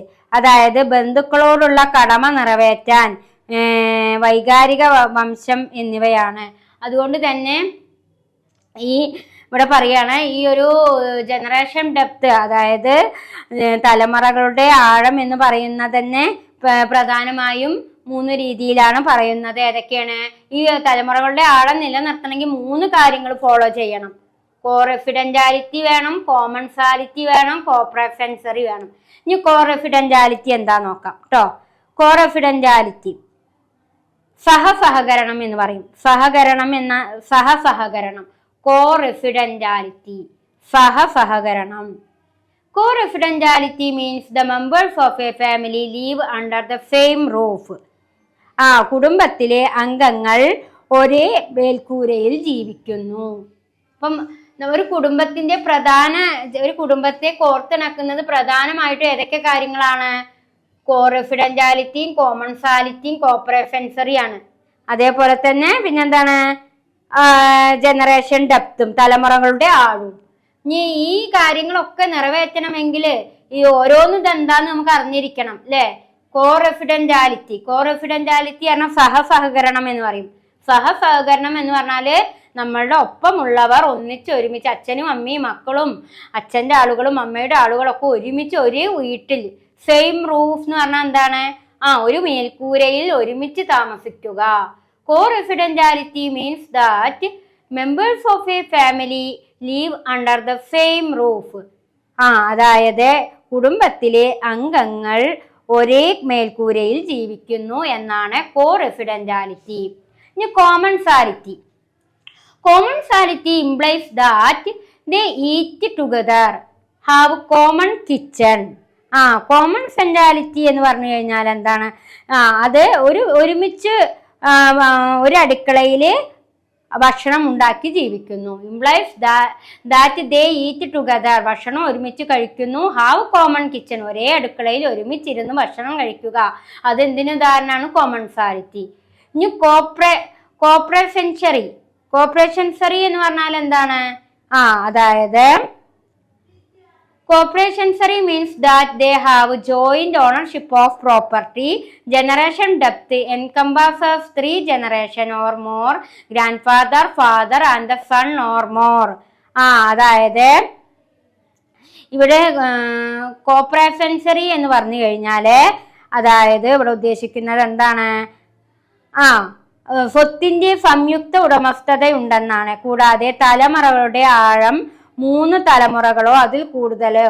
അതായത് ഇവിടെ മക്കളെ co-residentiality പറഞ്ഞാൽ ഒക്കെ സഹകരണം തന്നെയാണ് ഉദ്ദേശിക്കുന്നത്. പക്ഷെ co-residentiality ആയിരിക്കുമ്പോൾ ഒരു മേൽക്കൂരയിൽ ഒരുമിച്ച് താമസിക്കുക. കോമൺസാലിറ്റി ആയിരിക്കുമ്പോൾ ഒരു അടുക്കളയിൽ ഒരുമിച്ച് ഭക്ഷണം കഴിക്കുക. കോപ്പറേഷൻസറി ആവുമ്പോൾ ഒരു 3 തലമുറ ഒന്നിച്ച് താമസിക്കുക. That they have joint ownership. അതേപോലെ തന്നെ ജോയിന്റ് ഓണർഷിപ്പ് ഓഫ് പ്രോപ്പർട്ടി ആയിരിക്കും. സ്വത്തിന് ഒരു കൂട്ടു സ്വത്തായിരിക്കും എവിടെ ഉണ്ടാവുക? കോപ്പറേഷൻസറിയിൽ ഉണ്ടാവുക. മാത്രമല്ല ആരൊക്കെ ആയിരിക്കും ആ കൂട്ടു സ്വത്തിലെ അംഗം? ഗ്രാൻഡ് ഫാദർ ഉണ്ടാവും, ഫാദർ ഉണ്ടാവും, സൺ ഉണ്ടാവും. അപ്പം ഒരു മകൻ, ആ മകന്റെ അച്ഛൻ, മുത്തശ്ശൻ, അങ്ങനെ തലമുറകൾ ഒരുമിച്ച് താമസിക്കുകയും കൂട്ടു സ്വത്തിന് അർഹരാകുകയും ചെയ്യുന്നതിനെയാണ് കോപ്പറേഷൻസറി എന്ന് പറയുക. അപ്പൊ ഇത്രയും കാര്യങ്ങളാണ് ഒരു ഗ്രാമീണ മേഖലയിലെ ഫാമിലിയുടെ പ്രത്യേകത. ഒരു ഗ്രാമ സമൂഹത്തിലെ ഫാമിലിയുടെ പ്രത്യേകതയായിട്ട് ഇത്രയും കാര്യങ്ങളാണ് ഇവിടെ ചൂണ്ടിക്കാണിക്കുന്നത്. ആദ്യം ഞാൻ പറഞ്ഞു, ഒരു ഗ്രാമീണ മേഖലയിൽ ഫാമിലിയെ ന്യൂക്ലിയർ എന്നും ജോയിന്റ് എന്നും തരം തിരിച്ചിട്ടുണ്ടായിരിക്കും. പിന്നെ ആ ജോയിന്റ്നെസ് എന്ന് പറയുന്നത് 3 രീതിയിലാണ്. co-residentiality ഉണ്ടായിരിക്കും, കോമൺസാലിറ്റി ഉണ്ടാവും, കോപ്പറേഷൻസറി ഉണ്ടാവും. co-residentiality എന്ന് പറഞ്ഞാല് ഒരു മേൽക്കൂരയുടെ അടിയിൽ ഒരുമിച്ച് എല്ലാവരും താമസിക്കുക. കോമൺസാലിറ്റി എന്ന് പറഞ്ഞാൽ ഒരു അടുക്കളയിൽ ഒരുമിച്ചിരുന്ന് ഭക്ഷണം കഴിക്കുക. കോപ്പറേഷൻസറി എന്ന് പറഞ്ഞു കഴിഞ്ഞാൽ എല്ലാവർക്കും സ്വത്തിന് അവകാശം ഉണ്ടാവുക. അതിന് എക്സാമ്പിൾ ആണ് father, sun, grand father, father, sun. ഇതാണ് കോപ്പറേഷൻസറിയുടെ പ്രത്യേകത. ഇതൊക്കെ ആയിരിക്കും ഒരു ഗ്രാമീണ ഫാമിലിയുടെ പ്രത്യേകതയായിട്ട് ഇവിടെ ചൂണ്ടിക്കാണിക്കുന്നത്. അതേപോലെ തന്നെ this is witnessed in the prevalence of the village exogamy and gotra exogamy. അതായത് വടക്കൻ പ്രദേശങ്ങളിൽ ഗ്രാമവിവാഹ prevalence of the rule village exogamy. വടക്കൻ പ്രദേശങ്ങളിൽ ഗ്രാമവിവാഹവും ഗോത്രവിവാഹ മോചന നിയമങ്ങളും, അതായത് ഗ്രാമവിവാഹ മോചനങ്ങളും ഗോത്രവിവാഹ മോചനങ്ങളൊക്കെ എവിടെ നിലനിന്നിരുന്നു എന്നാ പറയുന്നത്? വടക്ക് ഭാഗങ്ങളിൽ നിലനിന്നിരുന്നു. എന്നാൽ തെക്ക് ഭാഗങ്ങളിൽ ഇതത്ര ബാധകമായിരുന്നില്ല. വടക്കൻ പ്രദേശങ്ങളിൽ ഗ്രാമവിവാഹ മോചനവും ഗോത്രവിവാഹ മോചനവും എവിടെ നിലനിന്നിരുന്നു? ഈ ഗ്രാമങ്ങളിലെ കുടുംബങ്ങളിലെ നിലനിന്നിരുന്നാൽ, എന്നാൽ തെക്ക് ഭാഗങ്ങളില് അതത്ര ബാധകമായിരുന്നില്ല. മാത്രല്ല വടക്ക് പ്രദേശങ്ങളിൽ സ്വന്തം ഗ്രാമത്തിൽ നിന്നും വിവാഹം കഴിക്കാൻ അനുവാദം ഉണ്ടായിരുന്നില്ല. വടക്ക് ഭാഗങ്ങളില് സ്വന്തം ഗ്രാമത്തിൽ നിന്ന് വിവാഹം കഴിക്കാനുള്ള അനുമതിയും നൽകിയിരുന്നില്ല. In the north nobody is permitted to marry in his own village. സ്വന്തം ഗ്രാമത്തിൽ നിന്ന് വിവാഹം ചെയ്യുന്നത് ഏത് ഭാഗത്ത് തടഞ്ഞിരുന്നു എന്നാ പറയുന്നത്? വടക്കൻ പ്രദേശങ്ങളിൽ തടയപ്പെട്ടിരുന്നതായിട്ടാണ് കാണപ്പെടുന്നത്. അപ്പൊ ഇതൊക്കെയാണ് ഗ്രാമ സമൂഹത്തിന്റെ ഫാമിലിയുമായി ബന്ധപ്പെട്ടിട്ടുള്ള കാര്യങ്ങളായിട്ട് ഇവിടെ ചൂണ്ടിക്കാണിക്കുന്നത്. ഇനി നമ്മൾക്ക് മനസ്സിലാക്കാനുള്ള ടോപ്പിക്ക് ജജ്മാനി 5th ആണ്. ജജ്മാനി 5th എന്താന്ന് ഞാൻ അതായത് 5th ചാപ്റ്ററിൽ പറഞ്ഞു തന്നിട്ടുണ്ട്. എങ്കിലും ഇത് ഇമ്പോർട്ടൻ്റ് ആയ ഒരു ടോപ്പിക് ആവുകൊണ്ട് ജജ്മാനി 5th എന്താ എന്ന് നമുക്ക് നോക്കാം. ഓക്കെ. അടുത്ത ടോപ്പിക്കാണ് ദ ജജ്മാനി സിസ്റ്റം. എന്താണ് ജജ്മാനി സിസ്റ്റം എന്ന് പറഞ്ഞു കഴിഞ്ഞാൽ, ഈ ഒരു സിസ്റ്റത്തെ കുറിച്ച് നമ്മൾ 5th ചാപ്റ്ററിൽ ടീച്ചർ പറഞ്ഞു തന്നിരുന്നു. എങ്കിലും ഇത് വളരെ ഇമ്പോർട്ടൻ്റ് ആയിട്ടുള്ളൊരു ടോപ്പിക് ആയതുകൊണ്ടാണ് വീണ്ടും ഇത് റിപ്പീറ്റ് ചെയ്യാനുള്ള കാരണം. എക്സാമിന് ചോദിക്കാവുന്ന ഒരു ഇമ്പോർട്ടൻ്റ് ക്വസ്റ്റ്യൻ തന്നെയാണ് ജജ്മാനി സിസ്റ്റം കേട്ടോ. ജജ്മാനി സിസ്റ്റം ശ്രദ്ധിച്ചോളൂ. A very important feature of traditional village life in India is the jajmani system. അതായത് ഇന്ത്യയിലെ പരമ്പരാഗത ഗ്രാമജീവിതത്തിൽ വളരെ പ്രധാനപ്പെട്ട ഒരു സവിശേഷതയാണ് ജജ്മാനി സമ്പ്രദായം. A very important feature of traditional village life in India is jajmani system. India പരമ്പരാഗത ഗ്രാമ സമൂഹത്തിൽ പ്രധാനപ്പെട്ട ഒരു ഫീച്ചറാണ് jajmani system. It has been studied by various sociologist. ഇതിനെക്കുറിച്ച് ഒരുപാട് സോഷ്യോളജിസ്റ്റുകൾ പഠനം നടത്തിയിട്ടുണ്ട്. William Wiser 1936, FC Dube 1955, Opler and Singh 1986, അതേപോലെ തന്നെ കെ ഈശ്വരൻ 1957, ലൂയിസ് ആൻഡ് ബർണോവ് 1956. അപ്പോൾ ഇത്രയും ആളുകൾ ഈ ജജ്മാനി സമ്പ്രദായത്തെക്കുറിച്ച് പഠനം നടത്തിയിട്ടുണ്ട്. ഇപ്പം ഇന്ത്യൻ ഗ്രാമ സമൂഹങ്ങളിൽ കാണപ്പെടുന്ന ഒരു ട്രഡീഷണൽ ആയിട്ടുള്ള ഒരു പ്രധാനപ്പെട്ട ഘടകമാണ് ജജ്മാനി സിസ്റ്റം. ഇതിനെക്കുറിച്ച് ഒരുപാട് സോഷ്യോളജിസ്റ്റുകൾ പഠനം നടത്തിയിട്ടുണ്ട്. വില്യം വീഫിയർ 1936-ലും, FC ഡൂബെ 1955-ലും, ഒപ്ലർ ആൻഡ് സിംഗ് 1986-ലും, കെ ഈശ്വരൻ 1957-ലും, ലൂയിസ് ആൻഡ് ബർണോവ് 1956-ലും ഇത്രയും ആളുകൾ ജജ്മാനി സമ്പ്രദായത്തെക്കുറിച്ച് സ്റ്റഡി നടത്തിയിട്ടുണ്ട്. അതേപോലെ തന്നെ പിന്നെന്താണ് അതിൽ പറയുന്നത് നോക്കിക്കോളൂ. The term judgment refers to the patron or recipient of specialized services, and the term jajmani refers to the whole relationship. അതായത് ജജ്മാൻ എന്ന പദം പ്രത്യേക സേവനങ്ങളുടെ The term judgment refers to patron or recipient. പ്രത്യേക എന്തിനെ കുറിച്ചുള്ളതാണെന്നാ പറയുന്നത്? സേവനങ്ങളുടെ രക്ഷാധികാരിയെയോ സ്വീകർത്താവിനെയോ സൂചിപ്പിക്കുന്നു. The term judgment refers to the patron or recipient of specialized services. അതായത് ജജ്മാൻ എന്ന പദം പ്രത്യേക സേവനങ്ങളുടെ രക്ഷാധികാരിയെയോ, പ്രത്യേക ഒരു സേവനം ചെയ്യുന്ന രക്ഷാധികാരികളുടെയോ സ്വീകർത്താവിനെയോ സൂചിപ്പിക്കുന്നതാണ് ഏത് പദം? ജജ്മാൻ എന്ന പദം. ജജ്മാനി എന്ന പദം മുഴുവൻ ബന്ധത്തെയും സൂചിപ്പിക്കുന്നുണ്ട്. അതുകൊണ്ട് തന്നെ ജജ്മാനി റെഫേഴ്സ് ദ ഹോൾ റിലേഷൻഷിപ്പ്. ഇപ്പൊ ജജ്മാൻ എന്ന പദം എന്തിനെയാണ് സൂചിപ്പിക്കുന്നത്? പ്രത്യേക സേവനങ്ങളുടെ രക്ഷാധികാരിയെയോ, അതേപോലെ തന്നെ പിന്നെന്താണ്, പ്രത്യേക സേവനങ്ങളുടെ രക്ഷാധികാരിയെയോ സ്വീകർത്താവിനെയോ സൂചിപ്പിക്കുന്നുണ്ട്. എന്നാൽ ജജ്മാനി എന്ന പദം ഹോൾ റിലേഷൻഷിപ്പ്, എല്ലാ ബന്ധത്തെയും സൂചിപ്പിക്കുന്നുണ്ട്. Under the system some caste are patron and others are serving caste. അതേപോലെ തന്നെ വാസ്തവത്തിൽ ജജ്മാനി സമ്പ്രദായം ഒരു ഗ്രാമത്തിലെ വിവിധ ജാതി വിഭാഗങ്ങൾക്കിടയിലുള്ള സാമ്പത്തിക, സാമൂഹിക, ആചാരപരമായിട്ടുള്ള ഒരു ബന്ധങ്ങളുടെ ഒരു സംവിധാനമാണ്. Under the system some caste are patrons and others are serving caste. അതായത് ജജ്മാനി എന്ന സമ്പ്രദായം, ജജ്മാനി എന്ന പദം എങ്ങനെയുള്ളതാണ്? ഒരു ഗ്രാമത്തിലെ വിവിധ ജാതി വിഭാഗങ്ങൾക്കിടയിലുള്ള സാമ്പത്തിക, സാമൂഹിക, ആചാരപരമായ ബന്ധങ്ങളുടെ ഒരു സംവിധാനമാണ് ഈ സമ്പ്രദായത്തിൽ. അതേപോലെ തന്നെ പിന്നെ എന്താണ് അവിടെ ഉദ്ദേശിക്കുന്നത്? ജജ്മാനി റെഫേഴ്സ് ഹോൾ റിലേഷൻഷിപ്പ് എന്ന് പറഞ്ഞു. എല്ലാ ബന്ധങ്ങളെയും ജജ്മാനി എന്ന് പറയാം. In fact jajmani system is a system of economic, social and ritual types among different caste group in a village.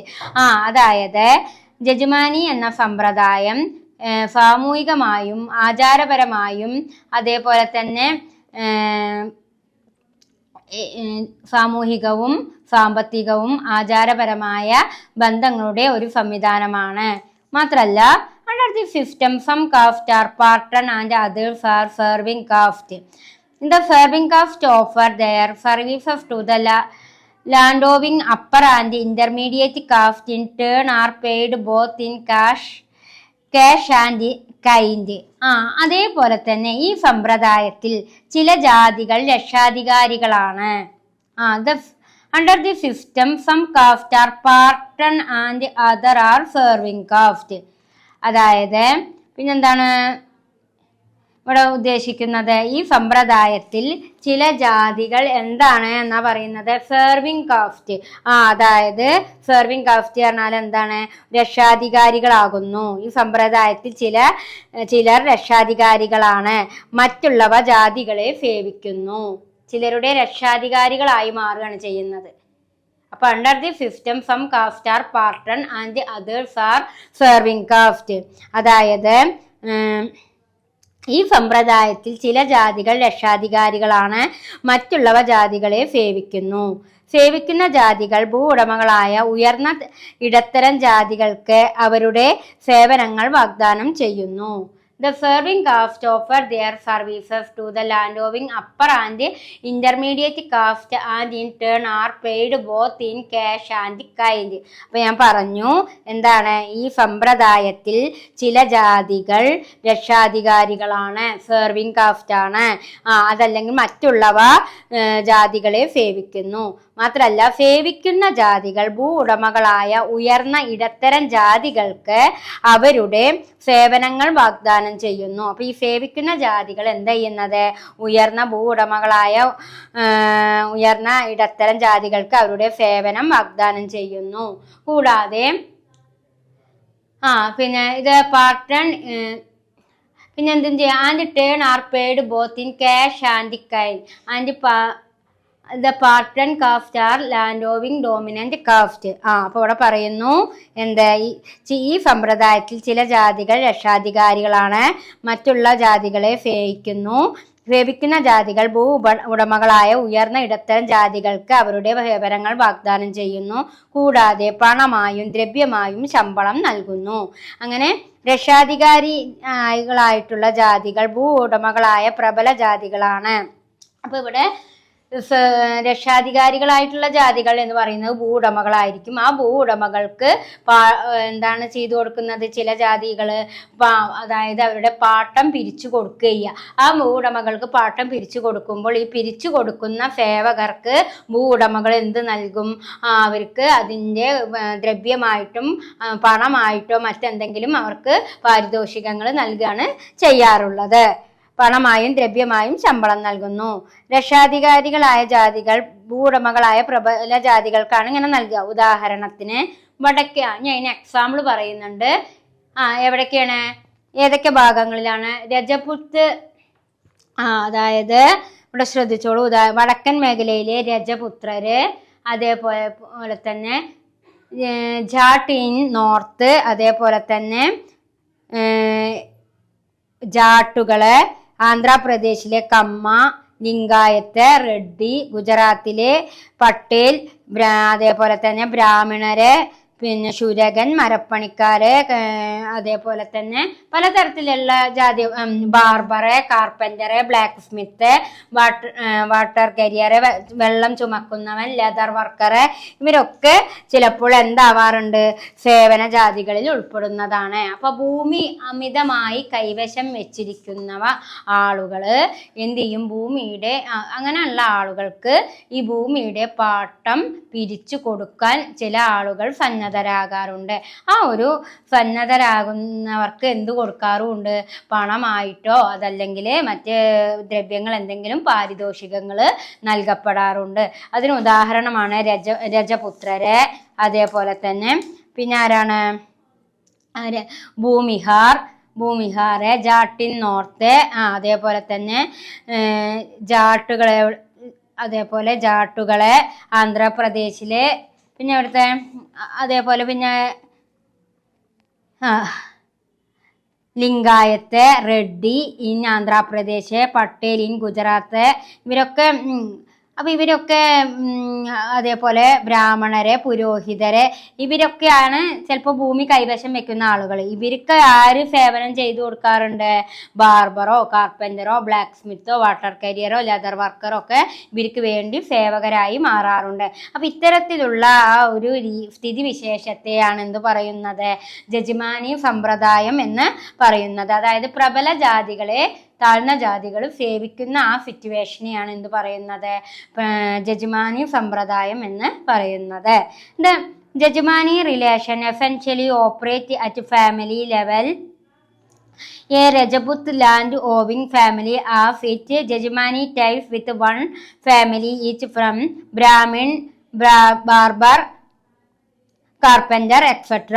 ജജ്മാനി ബന്ധങ്ങൾ പ്രധാനമായും കുടുംബ തലത്തിലാണ് പ്രവർത്തിക്കുന്നത്. അതായത് ഇപ്പൊ ജജ്മാനി സമ്പ്രദായങ്ങൾ എപ്പോഴും എങ്ങനെയാണ്? Jajmani relation essentially operate a family level. Jajmani സമ്പ്രദായങ്ങൾ പ്രധാനമായിട്ടും ഒരു കുടുംബ തലത്തിലാണ് പ്രവർത്തിക്കാറുള്ളത്. ഒരു രജപുത്ര ഭൂടമ കുടുംബത്തിന് ബ്രാഹ്മണൻ, ശൂരകൻ, ആശാരി തുടങ്ങിയവരിൽ നിന്നുള്ള ഓരോ കുടുംബവുമായും ജജ്മാനി ബന്ധങ്ങളുണ്ട്. അപ്പോൾ ഒരു രജപുത്ര ഭൂടമ കുടുംബത്തിന് ആരൊക്കെയായിട്ട് ബന്ധങ്ങൾ ഉണ്ടായിരിക്കുന്ന പറയുന്നത്? ബ്രാഹ്മണനായിട്ടും ശൂരകനായിട്ടും ആശാരി തുടങ്ങിയ ആളുകളുമായിട്ട് എന്തുണ്ടായിരിക്കും? ജജ്മാനി ബന്ധങ്ങൾ ഉണ്ടാകും. കൂടാതെ ഒരു സേവന ജാതി കുടുംബ ജജ്മാന്റെ പ്രത്യേക കുടുംബങ്ങൾക്ക് അവരുടെ സേവനങ്ങൾ വാഗ്ദാനം ചെയ്യുന്നു. എന്നിരുന്നാലും ജജ്മാനി നിയമങ്ങൾ നടപ്പാക്കുന്നത് ജാതി പഞ്ചായത്തുകളാണ്. അപ്പൊ ജജ്മാനി സമ്പ്രദായം എന്ന് പറഞ്ഞാൽ ഭൂ ഉടമകളായിട്ടുള്ള ആളുകളെ സേവിക്കാൻ പല വിഭാഗത്തിലുള്ള ആളുകൾ ഉണ്ടായിരിക്കും. അവർക്ക് എന്തും കൊടുക്കും? അവർക്ക് പാരിതോഷികങ്ങളും കൊടുക്കാറുണ്ട്. ഈ ജജ്മാനി നിയമങ്ങൾ നടപ്പിലാക്കുന്നത് ആരായിരിക്കും? ജാതി പഞ്ചായത്തുകളായിരിക്കും. However jajmani rules are enforced by caste panchayat. Caste പഞ്ചായത്തുകളാണ് ജജ്മാനി സമ്പ്രദായം നടപ്പിലാക്കുന്നത്. അതിലെ 3rd പാരഗ്രാഫാണ് പറയുന്നത്. The jajmani relationship is supposed to be and often is durable. Jajmani ബന്ധം എന്നും നിലനിൽക്കുന്നതാണ്. Exclusive and multiple. അതെ മാത്രമല്ല അത് എക്സ്ക്ലൂസീവ് ആണ് ആൻഡ് മൾട്ടിപ്പിൾ, ഒന്നിലധികം കാര്യങ്ങൾ ഉൾക്കൊള്ളുന്നതുമാണ്. ജജ്മാനി സമ്പ്രദായം എന്ന് പറയുന്നത് എന്നും നിലനിൽക്കുന്നതും അത് എക്സ്ക്ലൂസീവ് ആയിട്ടുള്ളതും അതേപോലെ തന്നെ ഒന്നിലധികം ബന്ധങ്ങൾ നിലനിൽക്കുന്നതുമായി കരുതപ്പെടുന്നു. Jajmani tie is inherited on both side. Jajmani ബന്ധം ഇരുവശത്തും പാരമ്പര്യമായി ലഭിക്കുന്നു. Jajmani tie is inherited on both side. Jajmani സമ്പ്രദായം ഇരുവശത്തും പാരമ്പര്യമായി ലഭിക്കുന്ന ഒന്നാണ്.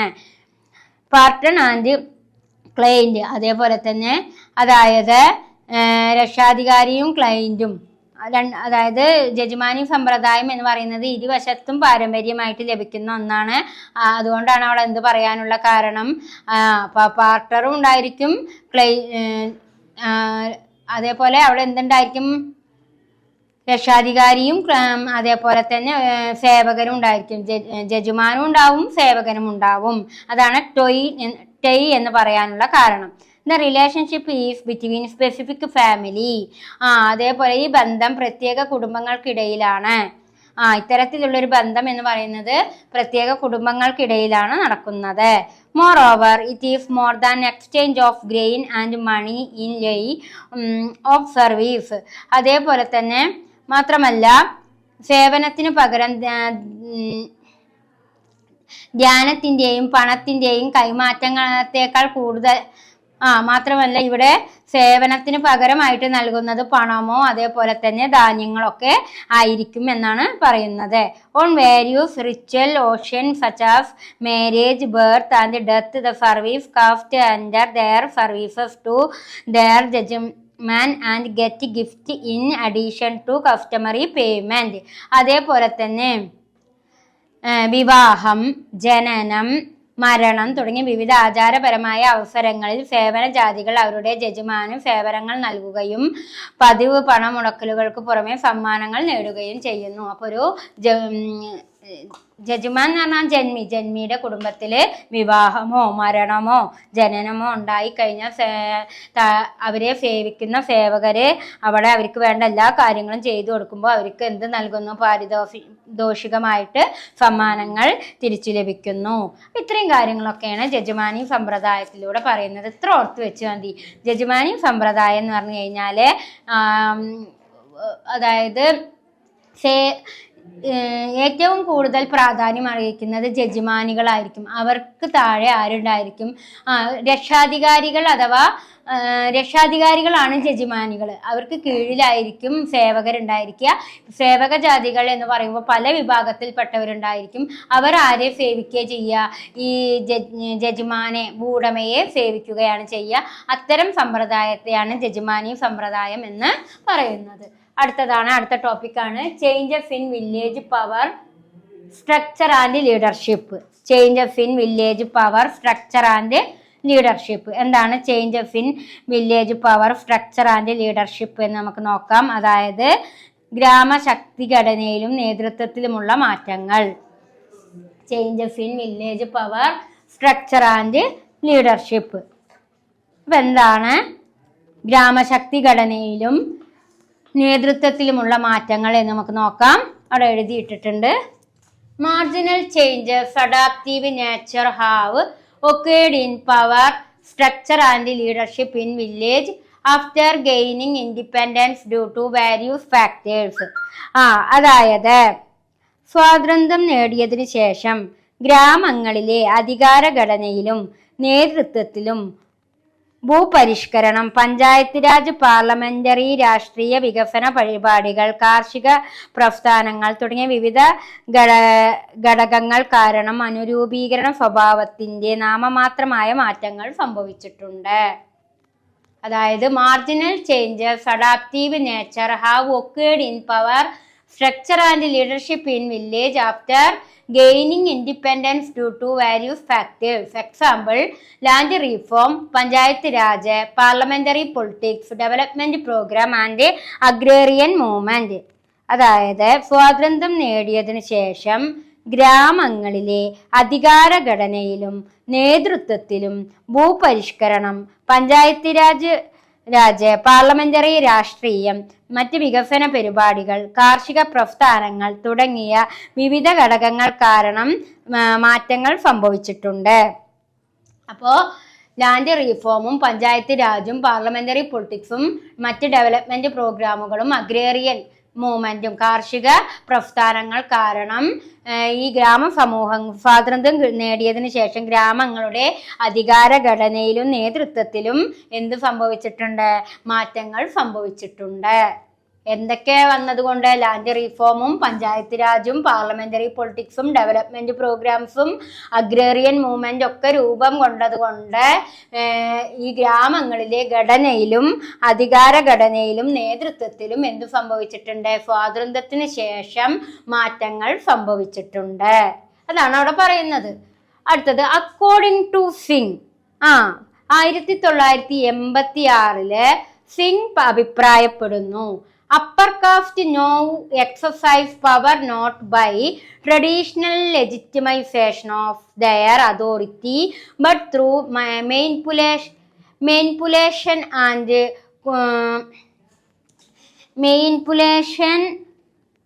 and cooption of lower caste people. അതായത് സിംഗിന്റെ അഭിപ്രായം അനുസരിച്ച് ഉയർന്ന ജാതിക്കാർ ഇപ്പോൾ അധികാരം പ്രയോഗിക്കുന്നത് പരമ്പരാഗതമായി അവരുടെ അധികാരത്തെ നിയമവിധേയമാക്കുന്നതിലൂടെയല്ല, മറിച്ച് താഴ്ന്ന ജാതിക്കാരുടെയും കൃത്രിമത്വത്തിലൂടെയും സഹകരണത്തിലൂടെയുമാണ്. അപ്പോൾ അക്കോർഡിംഗ് ടു സിംഗ് 1986 സിംഗ് അഭിപ്രായപ്പെടുന്നു, upper caste now exercise power not by traditional legitimization of other authority but through manipulation and cooption of lower caste people. 1986 സിംഗിന്റെ അഭിപ്രായം അനുസരിച്ച് ഉയർന്ന ജാതിക്കാർ ഇപ്പോൾ അധികാരം പ്രയോഗിക്കുന്നത് ട്രഡീഷണൽ ആയിട്ടുള്ള അധികാര നിയമവിധേയമാക്കുന്നതിലൂടെയല്ല, ട്രഡീഷണൽ ലെജിറ്റമൈസേഷനിലൂടെയല്ല ഉയർന്ന ജാതിക്കാർ ഇപ്പോൾ അധികാരം പ്രകടിപ്പിക്കുന്നത്. പിന്നെ എങ്ങനെയാണ്? മറിച്ച് താഴ്ന്ന ജാതിക്കാരുടെ കൃത്രിമത്വത്തിലൂടെയും സഹകരണത്തിലൂടെയുമാണ്. കൂപ്ഷൻ എന്ന് പറഞ്ഞാൽ എന്താ? കൃത്രിമം. അതേപോലെ മാനിപ്പുലേഷൻ ആൻഡ് കൂപ്ഷൻ, അതായത് താഴ്ന്ന ജാതിക്കാരോടുള്ള സഹകരണത്തിലൂടെയും കൃത്രിമത്തിലൂടെയുമാണ് ഇപ്പോൾ എന്ത് ചെയ്യുന്നത്? ഉയർന്ന ജാതിക്കാർ താഴ്ന്ന ജാതിക്കാരോട് അധികാരം പ്രകടിപ്പിക്കുന്നത്. അതേപോലെ തന്നെ പിന്നെന്താ പറയുന്നത്? The traditional power structure itself has not changed. New opportunity motivate the less powerful class to aspire for power. അതേപോലെ തന്നെ പിന്നെന്താണ് ഇവിടെ ഉദ്ദേശിക്കുന്നത്? പരമ്പരാഗത അധികാര ഘടന തന്നെ മാറിയിട്ടില്ല. പുതിയ അവസരങ്ങൾ ശക്തി കുറഞ്ഞ വർഗത്തെ അധികാരം ആഗ്രഹിക്കാൻ പ്രേരിപ്പിക്കുന്നു.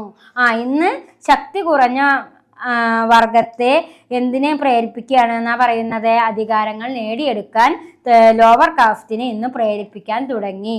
മറ്റേത് മാത്രമല്ല, അവരോട് പരമ്പരാഗതമായിട്ടുള്ള അധികാരം സ്ഥാപിക്കാൻ ഇന്ന് ആർക്ക് കഴിയുന്നില്ല? അപ്പർ കാസ്റ്റിന് കഴിയുന്നില്ല. തന്ത്രങ്ങളിലൂടെയും അതേപോലെ തന്നെ പിന്നെ എങ്ങനെയാണ് സഹകരണത്തിലൂടെയുമാണ് ലോവർ കാസ്റ്റിനോട് അധികാരങ്ങൾ പ്രകടിപ്പിക്കാൻ അപ്പർ ക്ലാസ്സിന് കഴിയുന്നത്. മാത്രമല്ല, പരമ്പരാഗത അധികാര ഘടന തന്നെ മാറിയിട്ടില്ല. പുതിയ അവസരങ്ങൾ ശക്തി കുറഞ്ഞ വർഗത്തെ അധികാരം ആഗ്രഹിക്കുവാൻ പ്രേരിപ്പിക്കുന്നു. അപ്പോൾ ലോവർ കാസ്റ്റ് ആയിട്ടുള്ള ആളുകൾക്ക് ഇന്ന് അധികാരം, പുതിയ അവസരങ്ങൾ നേടിയെടുക്കാൻ ആരെ പ്രേരിപ്പിക്കുന്നുണ്ട്? ലോവർ കാസ്റ്റിനെ പ്രേരിപ്പിക്കുന്നു. എന്നാൽ അവരുടെ their economic backwardness thwarts their desires. എന്നാൽ അവരുടെ സാമ്പത്തിക അവസരങ്ങൾ അഥവാ സാമ്പത്തിക പിന്നോക്കാവസ്ഥ അവരുടെ ആഗ്രഹങ്ങളെ തടസ്സപ്പെടുത്തുന്നു. അപ്പൊ എന്താണ് പറയുന്നത് അവിടെ? സിംഗ് പറഞ്ഞു, പഴയ കാലത്തുള്ള ട്രഡീഷണൽ ലെജിറ്റമൈസേഷൻ ഒന്നും ഇന്ന് ലോവർ കാസ്റ്റിനോട് നടക്കില്ല. അവരോട് തന്ത്രവും സഹകരണത്തിലൂടെ മാത്രമേ അവരെ നിയന്ത്രിക്കാൻ, അവരുടെ അധികാരങ്ങളുടെ മേലെ നിയന്ത്രണം ഏൽപ്പിക്കാൻ സാധിക്കുള്ളൂ എന്ന് ആര് അഭിപ്രായപ്പെട്ടു? സിംഗ് അഭിപ്രായപ്പെട്ടു. മാത്രമല്ല, പക്ഷെ ഇന്ന് ഈ പുതിയ അവസരങ്ങൾ ശക്തി കുറഞ്ഞ വർഗത്തെ ഇന്ന് പുതിയ അവസരങ്ങൾ, ന്യൂ ഓപ്പർച്യൂണിറ്റികൾ ശക്തി കുറഞ്ഞ വർഗം എന്ന് പറഞ്ഞാൽ ലോവർ കാസ്റ്റുകളെ അധികാരം ആഗ്രഹിക്കാൻ പ്രേരിപ്പിക്കുന്നു. അധികാരങ്ങൾ നേടിയെടുക്കാൻ ശക്തി കുറഞ്ഞ ലോവർ കാസ്റ്റുകളായിട്ടുള്ള ആളുകളെയും പ്രേരിപ്പിക്കുന്നു. എന്നാൽ അവരുടെ സാമ്പത്തിക പിന്നോക്കാവസ്ഥ ആ ആഗ്രഹങ്ങളെ എന്ത് ചെയ്യപ്പെടുന്നു? തടസ്സപ്പെടുത്തുന്നു. അതേപോലെ തന്നെ പിന്നെ എന്താണ് അവിടെ ഉദ്ദേശിക്കുന്നത്? but their economic backwardness thwarts their desires. B.F. Kohn and Singh, in his comparative study of 12 villages of India, found close fifth between land ownership and degree of domination of group.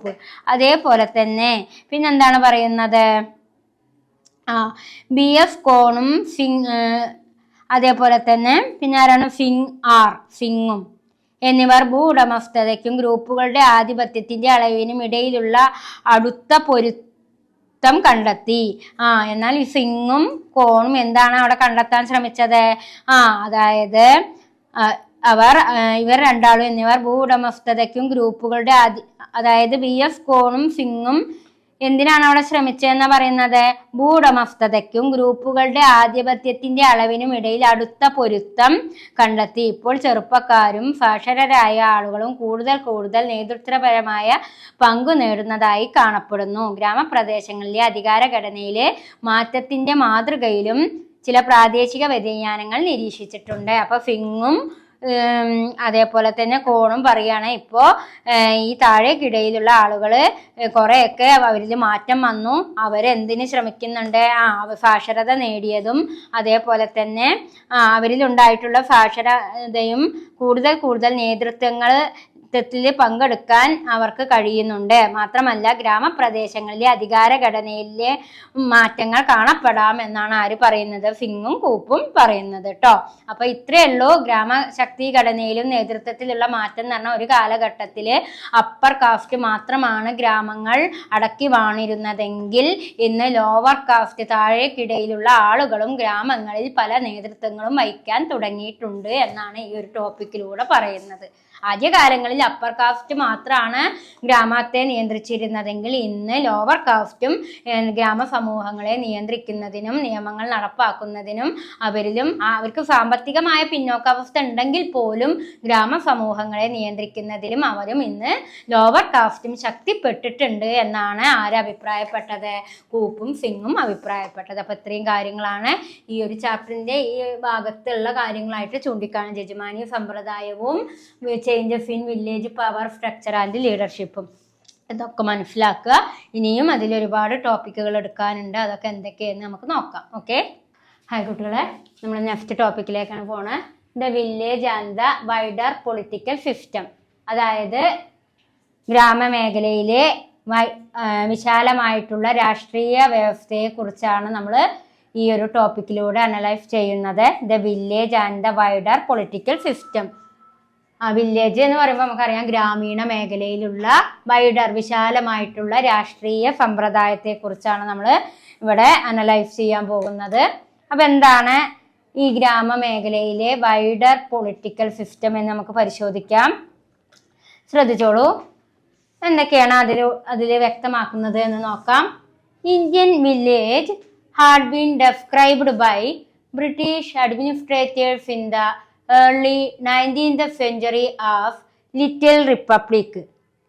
അതായത് എന്താണ് ഇവിടെ ഉദ്ദേശിക്കുന്നത് ചോദിച്ചു കഴിഞ്ഞാല് Indian വില്ലേജുകളെ, Indian ഗ്രാമങ്ങളെ 19ാം നൂറ്റാണ്ടിന്റെ തുടക്കത്തിൽ British ഭരണാധികാരികൾ ഇന്ത്യൻ ഗ്രാമങ്ങളെ ചെറിയ റിപ്പബ്ലിക്കുകളായിട്ട് വിശേഷിപ്പിച്ചിരുന്നു. റിപ്പബ്ലിക് പറഞ്ഞാൽ ചെറിയ സ്വതന്ത്ര കോളനികളായിട്ട് അഥവാ ലിറ്റിൽ റിപ്പബ്ലിക്കുകളായിട്ട് 19ാം നൂറ്റാണ്ടിൽ ബ്രിട്ടീഷുകാർ ഇന്ത്യൻ ഗ്രാമങ്ങളെ വിശേഷിപ്പിച്ചിരുന്നു.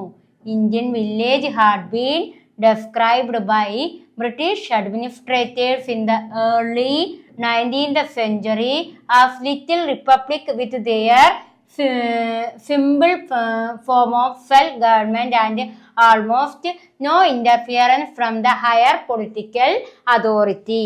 അപ്പോൾ അവിടെ എന്താ പറയുന്നത് ചോദിച്ചു കഴിഞ്ഞാല് 19ാം നൂറ്റാണ്ടിന്റെ തുടക്കത്തില് ബ്രിട്ടീഷ് ഭരണാധികാരികൾ ഇന്ത്യൻ ഗ്രാമങ്ങളെ ചെറിയ റിപ്പബ്ലിക്കുകളായി വിശേഷിപ്പിക്കുകയും അങ്ങനെ അവയുടെ ലളിതമായ സ്വയംഭരണവും രാഷ്ട്രീയ അധികാരത്തിൽ യാതൊരു ഇടപെടലും കുറവായിരുന്നില്ല. മാത്രമല്ല അപ്പോൾ ഇന്ത്യൻ ഗ്രാമങ്ങളെ ലിറ്റിൽ റിപ്പബ്ലിക്കുകളായിട്ട് ബ്രിട്ടീഷ് അഡ്മിനിസ്ട്രേഷൻ 19ാം നൂറ്റാണ്ടില് തരംതിരിച്ചിരുന്നു എന്ന് പറഞ്ഞു. മാത്രമല്ല അവിടെ എങ്ങനെയായിരുന്നു? Simple form of self government, ലളിതമായ സ്വയംഭരണവും അതേപോലെ തന്നെ എന്താണ് and almost no interference from the higher political authority. അവിടെ ലളിതമായ സ്വയംഭരണവും രാഷ്ട്രീയ അധികാരത്തിൽ യാതൊരു ഇടപെടലും കുറവായിരുന്നില്ല. അതായത് അവർക്ക് ഒരു ലിറ്റിൽ റിപ്പബ്ലിക് ആയിട്ട് 19ാം നൂറ്റാണ്ടിൽ തന്നെ ഇന്ത്യൻ ഗ്രാമങ്ങളെ ബ്രിട്ടീഷ് ഭരണാധികാരികള് തരംതിരിച്ചിരുന്നു എങ്കിൽ പോലും അവിടെ സ്വയംഭരണം അവർക്ക് ലളിതമായ രീതിയിൽ മാത്രമായിരുന്നു ആ ഗ്രാമങ്ങളിൽ സ്വയംഭരണം ലഭിച്ചിരുന്നത്. മാത്രല്ല എന്താണ് പറയുന്നത്? And almost no interference from the higher political authority except for claiming a share in the produce of the land and demanding young men to serve in the wars. അതായത് അപ്പോൾ സ്വയംഭരണവും രാഷ്ട്രീയ അധികാരത്തിൽ യാതൊരു ഇടപെടലും കുറവായിരുന്നില്ല. ഭൂമിയുടെ ഉൽപ്പന്നങ്ങളുടെ ഒരു രൂപവും യുദ്ധത്തിൽ സേവിക്കാൻ യുവാക്കളെ ആവശ്യപ്പെടുന്നതും ഒഴികെ ഗ്രാമങ്ങൾ സാധാരണയായി പ്രവർത്തിച്ചു. അപ്പോൾ രാഷ്ട്രീയ ഇടപെടൽ അത്ര കുറവൊന്നും ആയിരുന്നില്ല. രാഷ്ട്രീയ ഇടപെടൽ അപ്പോഴും ഇന്ത്യൻ ഗ്രാമങ്ങളെ സ്വതന്ത്ര റിപ്പബ്ലിക്കുകളായിട്ട് 19-ാം നൂറ്റാണ്ടിൽ ബ്രിട്ടീഷ് ഗവൺമെന്റ് രൂപം കൊടുത്തെങ്കിലും സ്വയംഭരണം എന്ന് പറയുന്നത് വെറും ലളിതമായിട്ടായിരുന്നു. മാത്രമല്ല രാഷ്ട്രീയ ഇടപെടൽ വലിയ തോതിലില്ലെങ്കിൽ പോലും ചെറിയ രീതിയിൽ അപ്പോഴും എന്ത് നിലനിന്നിരുന്നു? രാഷ്ട്രീയ ഇടപെടൽ ഇന്ത്യൻ ഗ്രാമങ്ങളിൽ നിലനിന്നിരുന്നു. മാത്രല്ല പിന്നെന്താണ്, അതേപോലെ തന്നെ ഭൂമിയുടെ ഉൽപ്പന്നങ്ങളുടെ ഒരു രൂപവും യുദ്ധത്തിൽ സേവിക്കാൻ യുവാക്കളെ ആവശ്യപ്പെടുന്നതും ഒഴികെ ഗ്രാമങ്ങൾ സാധാരണയായി പ്രവർത്തിക്കുകയാണ് ചെയ്തത്. ഒരു റിപ്പബ്ലിക് ആയി എന്ന് പറയാൻ അല്ലാതെ അപ്പോഴും ഗ്രാമങ്ങൾ എങ്ങനെയാണ് പ്രവർത്തിച്ചിരുന്നത്? ഒരു സാധാരണ നോർമൽ രീതിയിൽ തന്നെയാണ് ഇന്ത്യൻ ഗ്രാമങ്ങൾ പ്രവർത്തിച്ചിരുന്നത് എന്നാണ് പറയുന്നത്. The village function normally unconcerned about who sat on the throne in the kingdom of which were territorially a part. They were also described as being economically self-sufficient, having nearly everything that they wanted within themselves. അതേപോലെ തന്നെ പിന്നീട് എന്താണ് അവിടെ പറയുന്നത്? ഗ്രാമങ്ങൾ സാധാരണയായി പ്രവർത്തിച്ചു. അവർ പ്രാദേശികമായി ഭാഗമായിരുന്ന രാജഭരണത്തിൽ സിംഹാസനത്തിൽ എവിടെ ഇരിക്കുന്നു എന്നതിനെ കുറിച്ചുള്ള ആശങ്ക ഉണ്ടായിരുന്നില്ല. മാത്രമല്ല സ്വയം പര്യാപ്തത നേടിയവരായും അവരെ വിശേഷിപ്പിച്ചു.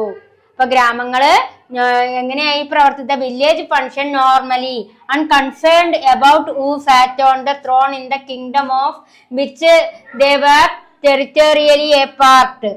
രാജഭരണം തന്നെയാണ് അപ്പോഴും ഗ്രാമങ്ങളിൽ തുടർന്നു പോന്നിരുന്നത്. They were also described as being economically self-sufficient.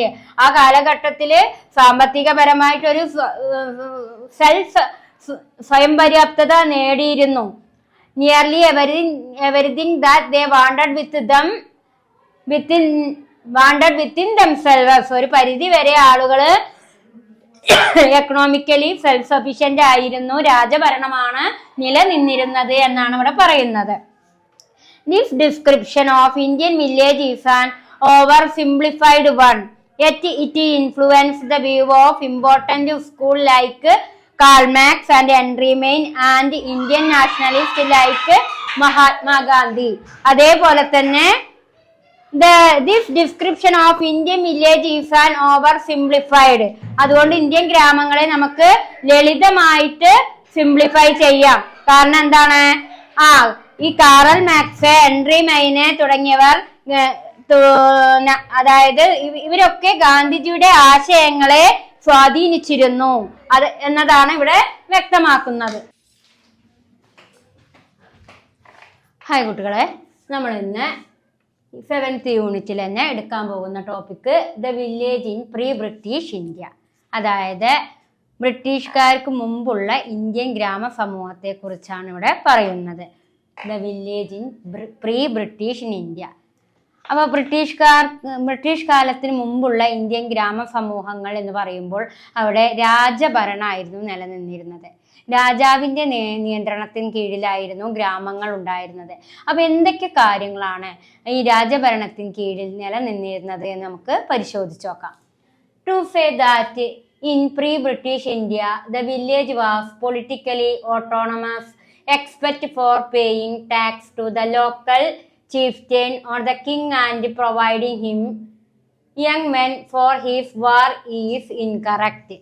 അതായത് ഇവിടെ പറയുന്നത് എന്താ വെച്ച് കഴിഞ്ഞാല് ബ്രിട്ടീഷ് ഭരണത്തിന് മുമ്പുള്ള ഇന്ത്യയിലെ ഗ്രാമം രാഷ്ട്രീയമായി സ്വയംഭരണാധികാരമുള്ളതായിരുന്നു എന്ന് പറയുന്നത്.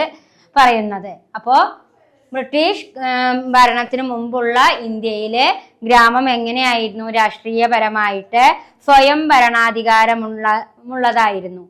മാത്രമല്ല പ്രാദേശിക മേധാവിക്കോ രാജാവിനോ നികുതി അടയ്ക്കുന്നതിനും യുദ്ധങ്ങൾക്ക് യുവാക്കളെ നൽകുന്നതും ഒഴികെ രാജാവും പ്രജകളും തമ്മിൽ ബന്ധം സങ്കീർണമായ ഒന്നായിരുന്നു.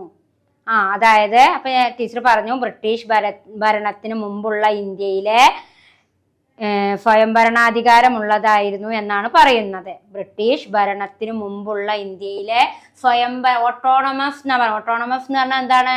സ്വയംഭരണാധികാരമായിരുന്നു നിലനിന്നിരുന്നത്. മാത്രമല്ല പ്രാദേശിക മേധാവിക്കോ ലോക്കൽ ചീഫ്റ്റൻ എന്ന് പറഞ്ഞാൽ എന്താണ്? പ്രാദേശിക മേധാവി. അപ്പൊ ഒരു പ്രാദേശിക മേധാവിക്കോ പിന്നെ ആരാ? ദ കിങ് എന്ന് പറഞ്ഞാൽ രാജാവ്. അപ്പൊ പ്രാദേശിക മേധാവിക്കോ രാജാവിനും പ്രജകൾ തമ്മിലുള്ള ബന്ധം എന്ന് പറയുന്നത് ഒരു സങ്കീർണമായ ബന്ധം, ഒരു കോംപ്ലക്സ് ആയിട്ടുള്ള ഒരു റിലേഷനാണ് പുലർത്തിയിരുന്നത്. എന്നാൽ രാജാവിന് നികുതി നൽകുന്നതിനും അതേപോലെ തന്നെ പിന്നെ യുദ്ധത്തിനും മാത്രമായിരുന്നു ഉണ്ടായിരുന്നത് ബന്ധം, നല്ല രീതിയിലുള്ളൊരു ബന്ധം പുലർത്തിയിരുന്നത്. നികുതി അടയ്ക്കുന്നതിനും അതേപോലെ തന്നെ യുദ്ധങ്ങൾക്ക് യുവാക്കളെ നൽകുന്നതിനും ഒഴികെ രാജാവും പ്രജകളും തമ്മിൽ ബന്ധം സങ്കീർണമായ ഒന്നായിരുന്നു. അപ്പൊ രാജാവും പ്രജകളും തമ്മിലുള്ള റിലേഷൻ എന്ന് പറയുന്നത് ഒരു കോംപ്ലക്സ് ആയിരുന്നു, സങ്കീർണമായിരുന്നു. നികുതി നൽകുന്നതിനും അതേപോലെ തന്നെ യുദ്ധത്തിന് പ്രജകളെ ഉപയോഗിക്കുന്നതും ഒഴികെ ബാക്കി എല്ലാ കാര്യങ്ങൾക്കും രാജാവും ജനങ്ങളും തമ്മിലുള്ള റിലേഷൻ എന്ന് പറയുന്നത് ഒരു ഇടുങ്ങിയത് അഥവാ കോംപ്ലക്സ് ആയിരുന്നു, അല്ലെങ്കിൽ സങ്കീർണമായിരുന്നു എന്നാണ് പറയുന്നത്. അതേപോലെ തന്നെ പിന്നീട് പറയാണ്, the relation between the king and the subject was a complex one. അതേപോലെ തന്നെ രാജാവും പ്രജകളും തമ്മിലുള്ള ബന്ധം എന്ന് പറയുന്നത് എപ്പോഴും എങ്ങനെയായിരുന്നു? ഒരു കോംപ്ലക്സ് ആയിരുന്നു, സങ്കീർണമായിരുന്നു. The king performed several duty towards his subject. അതേപോലെ തന്നെ ഒരു കിങ് പെർഫോംഡ്, രാജാവ് ഒരുപാട് ചുമതലകൾ നിറവേറ്റിയിരുന്നു. He build road, tank, canal for irrigation. അപ്പോൾ ബ്രിട്ടീഷ് ഭരണത്തിന് മുമ്പുള്ള കാലഘട്ടത്തിലെ രാജാവും പ്രജകളും തമ്മിലുള്ള റിലേഷൻ എന്ന് പറയുന്നത് ഒരു ഇടുങ്ങിയ ഒരു കോംപ്ലക്സ് ആയിട്ടുള്ള ഒരു ബന്ധമാണ് പുലർത്തിയിരുന്നത്. മാത്രമല്ല പിന്നെ രാജാവിന് ഒരുപാട് ചുമതലകൾ ഉണ്ടായിരുന്നു. ആ ചുമതലകൾ എന്ന് പറയുന്നത് എന്തിനൊക്കെ വേണ്ടിയുള്ള ചുമതലകളായിട്ടാണ് ഇവിടെ ചൂണ്ടിക്കാണിക്കുന്നത്? അതായത് രാജാവിന്റെ നേതൃത്വത്തില് റോഡുകളെ, ടാങ്കുകളെ, വാട്ടർ ടാങ്കുകളെ, കനാലുകളെ, ഇറിഗേഷൻ ഫെസിലിറ്റി, അങ്ങനെ പലതരത്തിലുള്ള നമുക്ക് ആവശ്യമായിട്ടുള്ള ഫെസിലിറ്റികൾക്കൊക്കെ രാജാവ് നേതൃത്വം കൊടുത്തിരുന്നു. He also built a temple and gave gift of land, peers and learned Brahmin. അതേപോലെ തന്നെ ആ കാലഘട്ടത്തിലെ രാജാക്കന്മാരെ ക്ഷേത്രങ്ങൾ പണിയുന്നത് പതിവായിരുന്നു. അതേപോലെ തന്നെ ബ്രാഹ്മണന് ഗിഫ്റ്റ് നൽകുന്നതും പതിവായിരുന്നു. ക്ഷേത്രങ്ങൾ പണിയുന്നതും ബ്രാഹ്മണന് ഗിഫ്റ്റ് നൽകുന്നതൊക്കെ ആ കാലഘട്ടത്തില് പതിവായിരുന്നു എന്നാണ് പറയുന്നത്. He was the head of all caste panchayat and disputes regarding mutual caste rank were ultimately settled by him. അതേപോലെ തന്നെ ഒരു ജാതി പഞ്ചായത്ത് നിലനിന്നിരുന്നു എന്നാണ് ഇവിടെ ചൂണ്ടിക്കാണിക്കുന്നത്. This function was not confined Hindu rulers. Mughal king and the feudatory lord settled question affecting a caste. അതേപോലെ തന്നെ എന്നാൽ ഈ ഹിന്ദു ഭരണാധികാരികൾ ചെയ്യുന്ന കാര്യങ്ങളൊന്നും ആരെ എഫക്ട് ചെയ്തിരുന്നില്ല? മുഗൾ ഭരണാധികാരികളെയും ഫ്യൂഡൽ ലോർഡ്സിനെയും എഫക്ട് ചെയ്തിരുന്നില്ല എന്നാണ് പറയുന്നത്. അപ്പൊ ബ്രിട്ടീഷുകാർ ഇവിടെ വരുന്നതിന്റെ മുന്നേ തന്നെ ഇവിടെ മറ്റ് വിദേശ രാജ്യങ്ങളിലെ അറബ് രാഷ്ട്രങ്ങളിലൊക്കെ ഉള്ള ഭരണാധികാരികൾ ഭരണം നടത്തിയിരുന്നു. അതുകൊണ്ട് ഹിന്ദു ഭരണാധികാരികൾ ചെയ്യുന്ന ആ ജാതി സമ്പ്രദായങ്ങളൊന്നും മുഗൾ ഭരണത്തിലെ ഭരണാധികാരികളെ എഫക്ട് ചെയ്തില്ല, സ്വാധീനിച്ചില്ല എന്നാണ് ആ പാരഗ്രാഫിലൂടെ പറയുന്നത്. അതേപോലെ സെക്കൻഡ് പാരഗ്രാഫിൽ പറയുന്നു, The village in pre-British India were not passive in their relation to the state, princely state, also known as native state. അതേപോലെ തന്നെ the village in pre-British India were not passive in their relation to the state. അതായത് സ്റ്റേറ്റുമായിട്ടുള്ള relation എന്ന് പറയുന്നത് എങ്ങനെയാണ്? Princely സ്റ്റേറ്റിനെ native state എന്നായിട്ടാണ് അറിയപ്പെട്ടിരുന്നത്. അപ്പോൾ ബ്രിട്ടീഷുകാർ ഭരണം നടത്തുന്നതിന് മുമ്പ് രാജഭരണം നിലനിന്നിരുന്ന സമയത്ത്, ഇന്ത്യൻ ഗ്രാമങ്ങളിൽ രാജഭരണം നിലനിന്നിരുന്ന സമയത്ത് പ്രിൻസിലി സ്റ്റേറ്റിനെ നാറ്റീവ് സ്റ്റേറ്റ് എന്ന പേരിലാണ് അറിയപ്പെട്ടിരുന്നത്. They would prefer a king who would protect them from thugs and marling troops. If the king or chief belonged to locally dominant caste, if caste fellow would come to his aid in a crisis. അതേപോലെ തന്നെ പിന്നീട് ഇവിടെ എന്താ പറയുന്നത്, കടൽ കൊള്ളക്കാരിൽ നിന്നും കൊള്ളയടിക്കുന്ന സൈന്യങ്ങളിൽ നിന്നും തങ്ങളെ സംരക്ഷിക്കുന്ന രാജാവിനെ അവർക്ക് ഇഷ്ടപ്പെട്ടു. രാജാവോ മുഖ്യനോ പ്രാദേശികമായി പ്രബലമായ ഒരു ജാതിയിൽപ്പെട്ട ആളാണെങ്കിൽ അദ്ദേഹത്തിന്റെ ജാതിക്കാർ ഒരു പ്രതിസന്ധിയിൽ അദ്ദേഹത്തെ സഹായിക്കാൻ എത്തുമായിരുന്നു. അപ്പൊ രണ്ടാമത്തെ പാരഗ്രാഫ് ഒന്നും കൂടി പറഞ്ഞു തരാം. ബ്രിട്ടീഷ് ഭരണത്തിന് മുമ്പുള്ള ഇന്ത്യയിലെ ഗ്രാമങ്ങൾ, പ്രത്യേകിച്ച് നാട്ടുരാജ്യങ്ങളെ ഈ രാജാക്കന്മാരുമായിട്ട് വളരെയധികം ബന്ധം പുലർത്തിയിരുന്നു. പക്ഷേ അവിടെ എന്താ പറയുന്നത്, village is pre British India were not passive in their relation to the state. British ഭരണത്തിന് മുമ്പുള്ള ഇന്ത്യയിലെ ഗ്രാമങ്ങൾ, പ്രത്യേകിച്ച് നാട്ടുരാജ്യങ്ങൾ എന്നിവയുമായിട്ടുള്ള ബന്ധത്തിൽ നിഷ്കർഷമായിരുന്നില്ല. മാത്രമല്ല സിംഹാസനത്തിൽ ആരിയ്ക്കണമെന്ന് അവർക്ക് തീർച്ചയായും ആശങ്കയുണ്ടായിരുന്നു. കൊള്ളക്കാരിൽ നിന്നും കൊള്ളയടിക്കുന്ന സൈന്യത്തിൽ നിന്നും തങ്ങളെ സംരക്ഷിക്കുന്ന ഒരു രാജാവിനെ അവർ ഇഷ്ടപ്പെടുകയും രാജാവോ മുഖ്യനോ പ്രാദേശികമായ പ്രബലമായ ഒരു ജാതിയിൽപ്പെട്ട ആളാണെങ്കിൽ അദ്ദേഹത്തിന്റെ ജാതിക്കാർ ഒരു പ്രതിസന്ധിയിൽ അദ്ദേഹത്തെ സഹായിക്കാൻ എത്തുമായിരുന്നു. അപ്പോൾ ഗ്രാമസമൂഹങ്ങളിലെ രാജഭരണം നിലനിന്നിരുന്ന സമയത്ത് ആ രാജാവിനെ സഹായിക്കാൻ അതാത് ജാതിയിൽപ്പെട്ട ആളുകൾ ആ രാജാവിനെ സഹായിക്കാൻ എത്തുമായിരുന്നു എന്നാണ് ആ ഒരു പാരഗ്രാഫിലൂടെ വ്യക്തമാക്കുന്നത്. ഇതിലെ ഇമ്പോർട്ടൻ്റ് പാരഗ്രാഫ് ഫസ്റ്റ് പാരഗ്രാഫാണ്. അപ്പോൾ ആ പാരഗ്രാഫ് നന്നായിട്ട് ഫോക്കസ് ചെയ്യുക. അടുത്ത ടോപ്പിക്കിലേക്ക് നമുക്ക് പോവാം. എന്താണ് town and cities in India, pattern of urbanization. നഗരങ്ങളെയും അതേപോലെ തന്നെ സിറ്റീസുകളും, പാറ്റേൺ ഓഫ് അർബണൈസേഷൻ, നഗരവൽക്കരണത്തെ കുറിച്ചാണ്. നഗരവൽക്കരണത്തിന്റെ പാറ്റേണിനെ കുറിച്ചാണ് നമ്മളിവിടെ പറയുന്നത്. ശ്രദ്ധിച്ചോളൂ.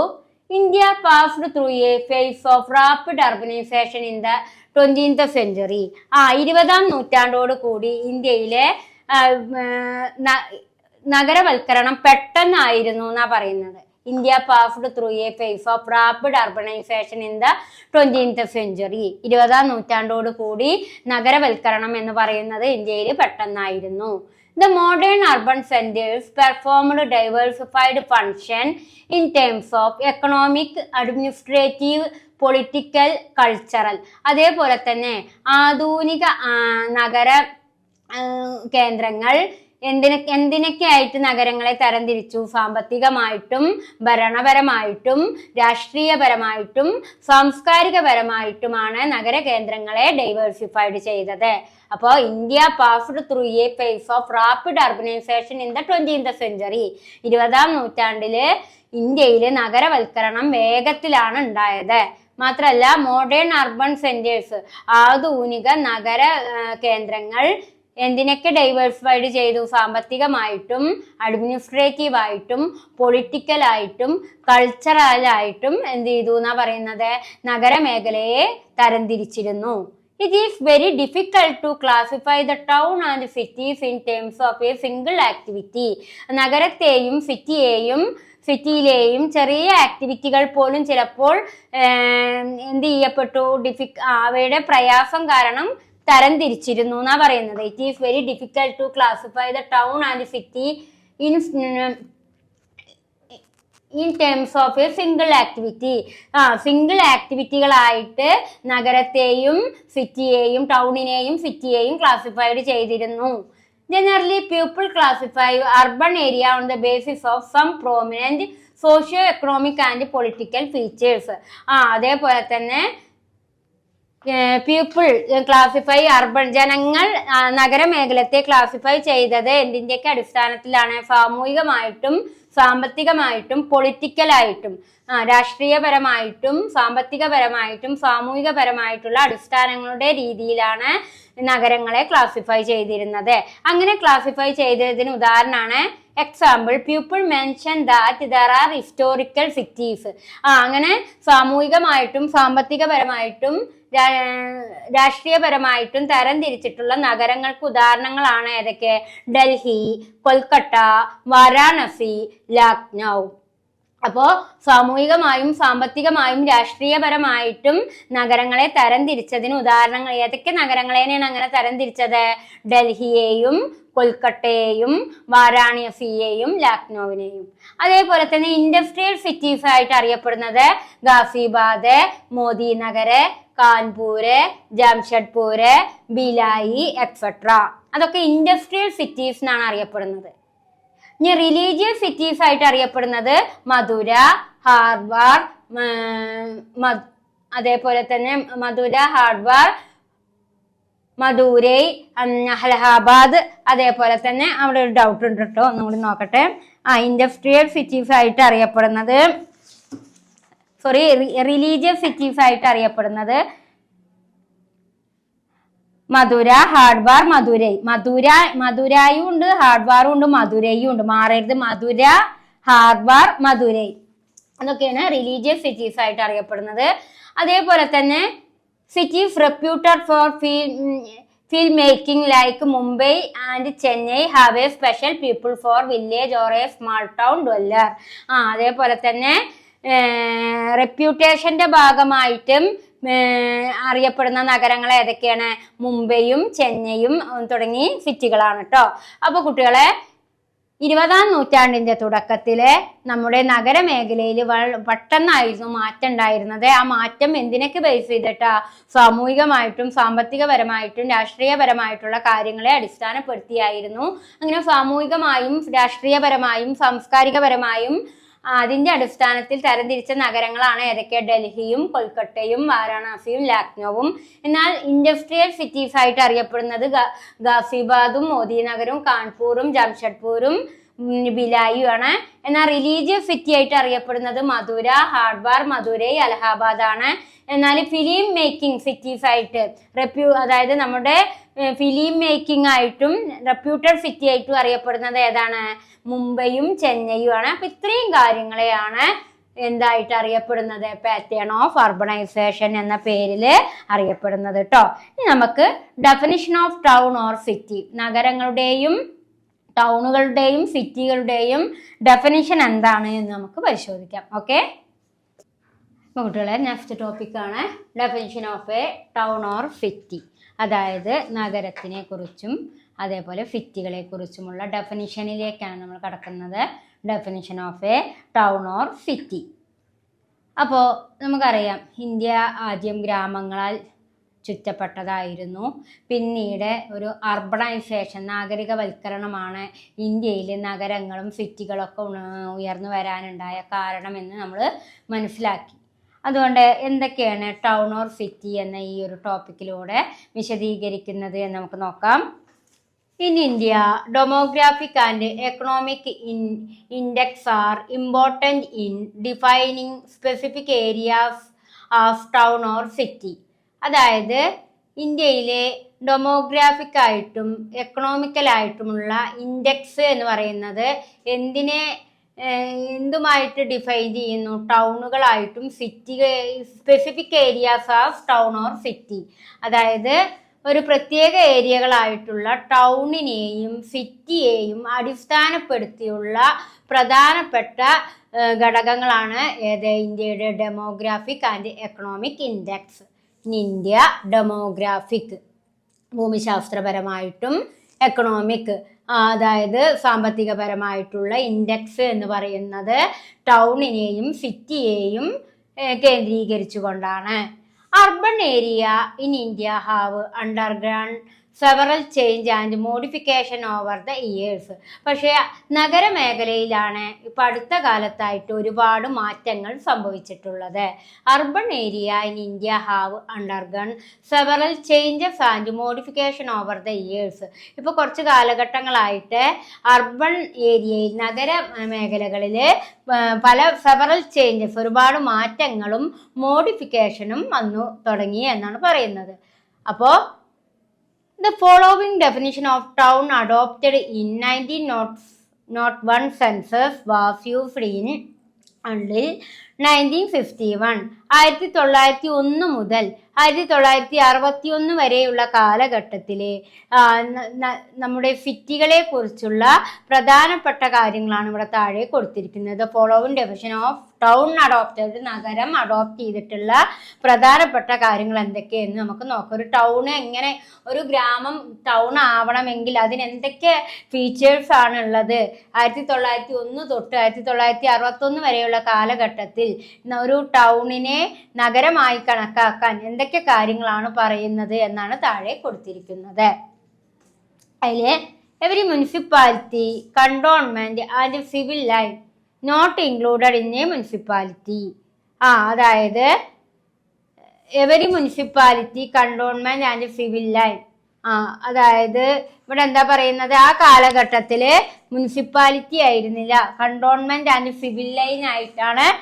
Every municipality, cantonment and civil line not included in a municipality. അതായത് എല്ലാ മുനിസിപ്പാലിറ്റിയിലേക്കും എന്തൊക്കെ വരും, കണ്ടോൺമെന്റും സിവിൽ ലൈനും വരും. വെറും മുനിസിപ്പാലിറ്റി ആയിട്ടല്ല തരംതിരിച്ചത്, മൊത്തത്തിലാണ് അന്ന് മുനിസിപ്പാലിറ്റി എന്ന് പറഞ്ഞിരുന്നത്. Second point, every other continue collection of houses permanently inhabited by not less than 5,000 person which the provincial superintendent of census may decide to treat as a town. ഏകദേശം 5,000 person, 5000-ൽ കുറവ് ജനങ്ങൾ കുറവ് പാടില്ല, അതിനേക്കാൾ കൂടുതലാവുമ്പോഴേ അതെന്തായിട്ട് അറിയപ്പെടുള്ളൂ, ടൗൺ ആയിട്ട് അറിയപ്പെടുള്ളൂ. കാരണം മേഖല എന്ന് പറയുമ്പോൾ ഒരുപാട് ജനങ്ങൾ അധിവസിക്കുന്ന പ്രദേശമാണ്. അതുകൊണ്ട് ഇവിടെ എന്താണ് പറയുന്നത്,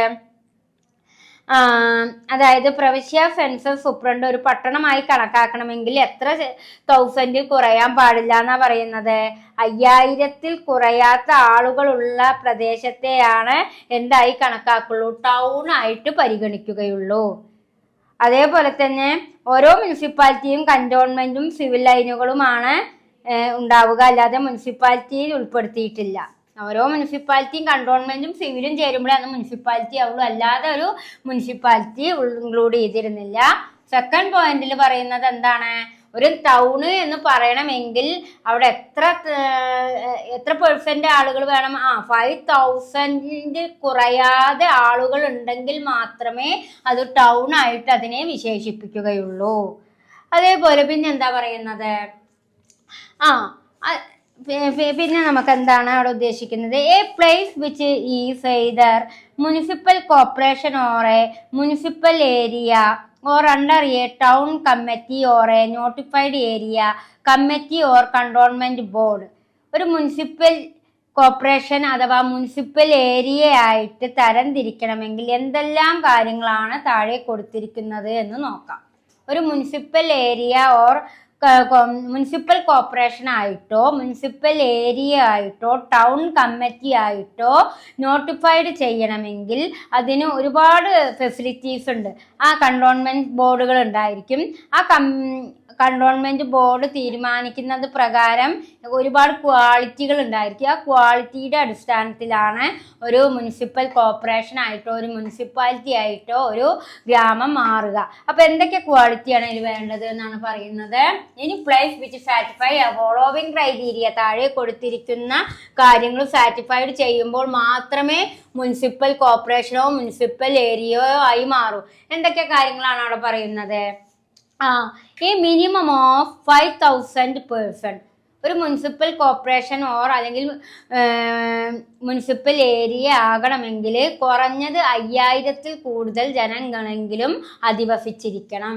എ മിനിമം 5,000 പേഴ്സൺ. 5000 അതായത് 5000 ആളുകളെങ്കിലും 5,000 പേഴ്സൺ എങ്കിലും കുറഞ്ഞത് ഒന്നിച്ച് താമസിക്കുമ്പോൾ മാത്രമേ അതെന്തായി മാറുള്ളൂ, ഒന്നില്ലെങ്കിൽ മുനിസിപ്പൽ കോർപ്പറേഷൻ അഥവാ മുനിസിപ്പൽ ഏരിയ ആയിട്ട് പ്രഖ്യാപിക്കുകയുള്ളൂ. And second one, at least 75% of the male working population should be in occupation which are non-agricultural.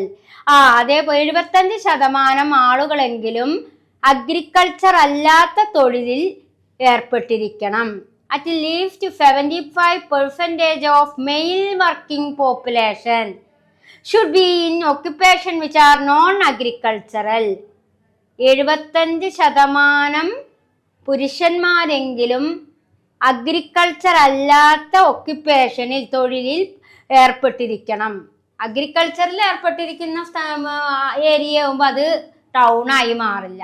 ഒരു സിറ്റി ആയിട്ടോ ടൗൺ ആയിട്ടോ മാറണമെങ്കിൽ അല്ലെങ്കിൽ ഒരു മുനിസിപ്പൽ ഏരിയ ആയിട്ട് പ്രഖ്യാപിക്കണമെങ്കിൽ ആ ഏരിയയിലുള്ള ആളുകൾ 75% പുരുഷന്മാരെങ്കിലും അഗ്രികൾച്ചറിനെ ഡിപ്പെൻഡ് ചെയ്യാതെ നോൺ അഗ്രികൾച്ചറൽ മേഖലയിൽ വർക്ക് ചെയ്യുന്നവരായിരിക്കണം. ആൻഡ് ദെൻ നെക്സ്റ്റ് പോയിന്റ് ആണ് ഈ density of not classes than 400 per square kilometre. ഓരോ സ്ക്വയർ കിലോമീറ്ററിനെങ്കിലും 400 പേഴ്സണെങ്കിലും 400 കുറയാതെ ജനങ്ങളെങ്കിലും തിങ്ങിപ്പാർക്കുന്ന ഏരിയ ആയിരിക്കണം. ഓരോ ഏരിയയിലെയും കുറഞ്ഞത് എത്രയെങ്കിലും വേണം. മൊത്തത്തിൽ നോക്കുമ്പോൾ 5000 വേണം. ഇനി ഒരു ഏരിയ ഒരു സ്ക്വയർ ഫീറ്റ് എടുത്ത് നമ്മൾ ഒരു കിലോമീറ്റർ ചുറ്റളവ് എടുത്ത് നോക്കുകയാണെങ്കിൽ 400 ആളെങ്കിലും അവിടെ ഒരുമിച്ച് താമസിക്കുന്ന ഏരിയ ആയിരിക്കണം. അങ്ങനെ ക്വാളിറ്റി ഉണ്ടാകുമ്പോഴേ ആ ഏരിയയെ ടൗൺ ആയിട്ടോ സിറ്റി ആയിട്ടോ അനൗൺസ് ചെയ്യുള്ളൂ, മുനിസിപ്പാലിറ്റി ഏരിയ എന്ന് പ്രഖ്യാപിക്കുകയുള്ളൂ. അപ്പോൾ ഒരു മുനിസിപ്പൽ കോർപ്പറേഷൻ ആയിട്ടോ മുനിസിപ്പൽ ഏരിയ ആയിട്ടോ അനൗൺസ് ചെയ്യണമെങ്കിൽ എന്തൊക്കെ ക്വാളിറ്റികളാണ് ഇവിടെ പറയുന്നത് നോക്കൂ. ഒന്നില്ലെങ്കിൽ 5000 ആളുകളെങ്കിലും 5000 കൂടുതൽ ആളുകളെങ്കിലും താമസം ഉണ്ടായിരിക്കണം. 75% പുരുഷന്മാരെങ്കിലും അഗ്രികൾച്ചറിനെ ഡിപ്പെൻഡ് ചെയ്യാതെ മറ്റു ഇൻഡസ്ട്രിയൽ വർക്കേഴ്സ് ആയിരിക്കണം. തേർഡ് പോയിന്റ് എന്താ പറയുന്നത്, ഒരു കിലോമീറ്റർ ചുറ്റളവിനുള്ളിലെങ്കിലും 400 ആളുകളെങ്കിലും 400-ൽ കുറഞ്ഞ ആളുകളെങ്കിലും ഒരുമിച്ച് താമസിച്ചിരിക്കണം. അടുത്ത പോയിന്റ് എന്താ പറയുന്നത്, a place should have certain pronounced urban characteristics and amenities such as newly found industrial area, large housing settlement, place of tourist importance and civic amenities. അതേപോലെ തന്നെ പിന്നെ ഇത്തരത്തിലുള്ള ഏരിയയുടെ പ്രത്യേകത എന്ന് പറയുന്നത് ഒരു ഇൻഡസ്ട്രിയൽ ഏരിയ ആയിരിക്കും. ലാർജ് ഹൗസ് സെറ്റിൽമെന്റ്, വലിയ വീടുകളൊക്കെ ഉണ്ടായിരിക്കും. പ്ലേസ് ഓഫ് ടൂറിസ്റ്റ് ഇമ്പോർട്ടൻറ്റ്, ടൂറിസ്റ്റിന് പ്രാധാന്യം കൊടുക്കും. അങ്ങനെ ഒരുപാട് ക്വാളിറ്റികളുള്ള ഒരു പ്രദേശത്തെ മാത്രമേ എന്തായിട്ട് പ്രഖ്യാപിക്കുകയുള്ളൂ, ടൗൺ ആയിട്ടോ സിറ്റികളായിട്ടോ അനൗൺസ് ചെയ്യുകയുള്ളൂ. അപ്പോൾ ഇത്രയും പോയിന്റ് നിങ്ങൾ മസ്റ്റായിട്ട് മനസ്സിലാക്കുക. ഈ ഇവിടെ പറഞ്ഞിട്ടുള്ള ഈ 4-5 ഒരു സിറ്റിയുടെ ഡെഫിനിഷനോ ടൗണിൻ്റെയും സിറ്റീൻ്റെയും ഡെഫിനിഷൻ ചോദിച്ചു കഴിഞ്ഞാൽ ഈ പോയിന്റുകളെങ്കിലും നിങ്ങൾ ഇമ്പോർട്ടൻ്റ് ആയിട്ട് വെക്കണം കേട്ടോ. കാരണം ഒരു സിറ്റിക്കോ അല്ലെങ്കിൽ ഒരു ടൗണിനോ വേണ്ട ക്വാളിറ്റികളാണ് ടീച്ചർ ഇവിടെ പറഞ്ഞു തന്നിട്ടുള്ളത്. ഇത്രയും ക്വാളിറ്റികൾ ഉണ്ടെങ്കിലാണ് ആ ഒരു പ്രദേശത്തെ എന്തായിട്ട് അനൗൺസ് ചെയ്യുക, സിറ്റികളായിട്ടോ ടൗണുകളായിട്ടോ അനൗൺസ് ചെയ്യുന്നത്. ഓക്കെ, ഇനി നമ്മൾക്ക് പഠിക്കാനുള്ളത് അതായത് ഇതുമായി ബന്ധപ്പെട്ടിട്ടുള്ള മറ്റു കുറച്ച് കാര്യങ്ങളോട് പറയാനുണ്ട്. അതെന്താ എന്ന് നമുക്ക് നോക്കാം. ഓക്കെ, ഹായ് കുട്ടികളെ. അപ്പോൾ നമ്മൾ ഡെമോഗ്രാഫിക് ആസ്പെക്റ്റ് എന്നൊരു ടോപ്പിക്കിലേക്കാണ് കിടക്കുന്നത്. എന്താണ് ഡെമോഗ്രാഫിക് ആസ്പെക്റ്റ് എന്ന് നമുക്ക് നോക്കാം. അതായത് ജനസംഖ്യാപരമായിട്ടുള്ള സമീപനങ്ങളെ കുറിച്ചാണ് ഇവിടെ അനലൈസ് ചെയ്യുന്നത്. അപ്പോൾ ഡെമോഗ്രാഫിക് ആസ്പെക്റ്റിൽ എന്തൊക്കെയാണ് പോപ്പുലേഷനുമായി ബേസ് ചെയ്തുകൊണ്ട് ഇവിടെ വിലയിരുത്തുന്നത്, എത്രത്തോളം അർബൻ പോപ്പുലേഷൻ ഉണ്ട്, ആ അർബൻ പോപ്പുലേഷൻ റൂറൽ പോപ്പുലേഷനിൽ നിന്നും അർബൻ പോപ്പുലേഷൻ ആവാനുള്ള മാറ്റങ്ങളും അതേപോലെ തന്നെ ഓരോ ഇയറിലും അതായത് സെൻസസ് നടന്നതിന് ശേഷം ഓരോ ഇയറിലും എത്രത്തോളം അർബൻ പോപ്പുലേഷൻ ആയിട്ടുണ്ട് തുടങ്ങിയ കാര്യങ്ങളാണ് നമ്മളിവിടെ അനലൈസ് ചെയ്യുന്നത്. അപ്പോൾ ശ്രദ്ധിക്കൂ, in India population concentration has been one of the key features of urbanization. അതായത് നഗരവൽക്കരണത്തിൻ്റെ ഒരു പ്രധാനപ്പെട്ട ഘടകമായിട്ടാണ് ഏതിനെ കണക്കാക്കുന്നത്, ഈ ഡെമോഗ്രാഫിക് ആസ്പെക്റ്റിനെ ബേസ് ചെയ്യുന്നത്. In India population concentration has been one of the key features of urbanization. ഇപ്പോൾ ഡെമോഗ്രാഫിക് ആസ്പെക്റ്റിലെ അർബണൈസേഷൻ എന്ന് പറയുമ്പോൾ അതെന്താണ്? In India population concentration as one of the key features. ഇന്ത്യയിലെ ജനസംഖ്യ കോൺസെൻട്രേറ്റ് ചെയ്യുന്നത് ഏതിലൂടെയാണ്? അർബണൈസേഷൻ, നഗരവൽക്കരണത്തിലൂടെയാണ്. അതിൻ്റെ കീ ഫീച്ചേഴ്സ് ആണ്. അപ്പൊ ഇന്ത്യയിലെ ജനസംഖ്യയുടെ ഒരു പ്രധാനപ്പെട്ട ഫീച്ചറാണ് urbanisation. The percentage of urban population has been little more than double from 10.8% in 1901 to 23.3% in 1981. അതായത് the percentage of urban population, നഗര പോപ്പുലേഷൻ എന്ന് പറയുമ്പോൾ അത് ലിറ്റിൽ മോർ ദാൻ ഡബിൾ, അത് കുറച്ച് നിന്നും കൂടുതലായി മാറുകയാണ്. ആദ്യം ലിറ്റിലേ ഉണ്ടായിരുന്നുള്ളൂ, ലിറ്റിൽ മോർ ദാൻ ഡബിൾ എന്ന് പറയുമ്പോൾ എങ്ങനെയാണ്? കുറച്ച് നിന്നും ഒരു അർബൻ പോപ്പുലേഷൻ എങ്ങനെയായി മാറി? ഡബിളായി മാറി. എങ്ങനെ നമുക്ക് അതിനൊന്ന് മനസ്സിലാവുക? 10.8% ഇൻ 1901, 1901 10.8% അർബൻ പോപ്പുലേഷൻ എങ്കിൽ 1981 1981 ആയപ്പോഴേക്കും 23.3% ആയി അത് ഇൻക്രീസ് ചെയ്തു. അതുകൊണ്ടാണ് എന്ത് പറയാനുള്ള കാരണം? ലിറ്റിൽ മോർ ദാൻ ഡബിൾഡ് എന്ന് പറയാനുള്ള കാരണം. കുറച്ച് നിന്നും എന്തായി? കൂടുതലായി മാറി. അതായത് നഗരത്തിലേക്കുള്ള ആളുകളുടെ ആ ട്രാൻസ്ഫോർമേഷൻ എന്ന് പറയുന്നത് ഡബിളായി മാറി. 1901 1901 10.8% ഉണ്ടായിരുന്നതാണ് 1981 ആയപ്പോഴേക്കും 23.3% ആയിട്ട് വർദ്ധിച്ചത്. അതാണ് ഡെമോഗ്രാഫിക് എക്സ്പെക്ട് ചെയ്യുന്നതുകൊണ്ട് ഉദ്ദേശിക്കുന്നത്. And this has been almost tripled by 2001 when it has been recorded to be 27.8%. പക്ഷെ അത് 2001 ആയപ്പോഴേക്കും വീണ്ടും വർദ്ധിച്ചു. എത്രയായി? 27.8% ആയിട്ട് വർദ്ധിച്ചു.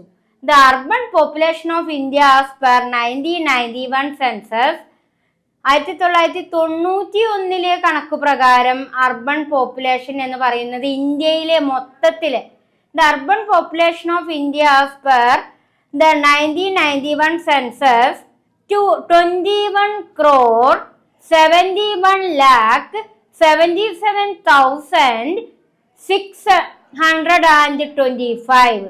അപ്പൊ 1991 കാലഘട്ടത്തിൽ ഇന്ത്യയിലെ മൊത്തത്തിലുള്ള അർബൻ പോപ്പുലേഷൻ എന്ന് പറയുന്നത് 21,77,625 ശതമാനമല്ല, ഒരു ടോട്ടൽ പോപ്പുലേഷൻ ആണ് അവിടെ പറയുന്നത്. അപ്പോ ഡെമോഗ്രാഫിക് എക്സ്പെക്ട് ചോദിച്ചു കഴിഞ്ഞാൽ ഈ ഒരു കണക്കാണ് നിങ്ങൾ കൊടുക്കേണ്ടത്, ഈ റിപ്പോർട്ടാണ് നിങ്ങൾ കൊടുക്കേണ്ടത്.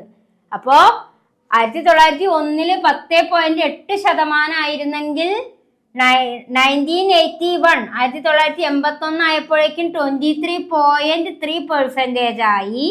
2001 അത് എത്രയായിരുന്നു? 27.8% ആണ്. എന്നാൽ 1991 അത് എത്ര ആയിരുന്നു എന്നാ ചൂണ്ടിക്കാണിക്കുന്നത്? പെർസെൻറ്റേജ് മാറ്റിയിട്ട് സംഖ്യയായിട്ട് പറയുമ്പോൾ 21,77,625 21,71,77,625 പേരാണ് ആ കാലഘട്ടത്തിൽ അർബൻ പോപ്പുലേഷൻ ആയിട്ട് ഇവിടെ റിപ്പോർട്ട് കാണിക്കുന്നത്. And this account for 25.72% to the total population. ഈ ഇത്ര എമൗണ്ട് എന്ന് പറഞ്ഞാൽ ഈ എണ്ണമാണ് എത്രയ്ക്ക് പറയുക നമ്മള് പെർസെൻറ്റേജിലേക്ക് പറയുമ്പോൾ അത് എത്രയാണ്? 25.72% of the total population. So far, urban population of the country is concerned, only 25.85 million lived in town 1901. 1901 25.85 million peoples ആണ് ടൗൺ ഏരിയയിൽ ലിവ്ഡ് താമസമാക്കിയിരുന്നത്. So far, urban population of the country is concerned. Urban population of the country, രാജ്യത്തിന്റെ നഗര ജനസംഖ്യയെ പരിഗണിക്കുമ്പോൾ 25.85 million people's 1901 1901 ടൗണിലും അതേപോലെ 1991 അതെവിടെയാണ്? It increased by more than 8 times of 217.18 million. അപ്പൊ മക്കളെ ഇവിടെ ശ്രദ്ധിക്കൂ, 1901 25.85 മില്യൺ പീപ്പിൾസ് ആണ് നഗരമേഖലയെ കോൺസെൻട്രേറ്റ് ചെയ്ത് താമസിച്ചിരുന്നതെങ്കിൽ 1991 ആയപ്പോഴേക്കും അത് എത്ര വർദ്ധിച്ചു എന്നാ പറയുന്നത്? 10 മടങ്ങ്, 8 ടൈംസ് 217.18 മില്യൺ ആയിട്ട് വർദ്ധിച്ചു. മോർ ദാൻ 8 ടൈംസ് എന്ന് പറഞ്ഞാൽ 8 മടങ്ങാണ് വർദ്ധിച്ചത് എന്നാണ് അവിടെ ചൂണ്ടിക്കാണിക്കുന്നത്. Out of the total population of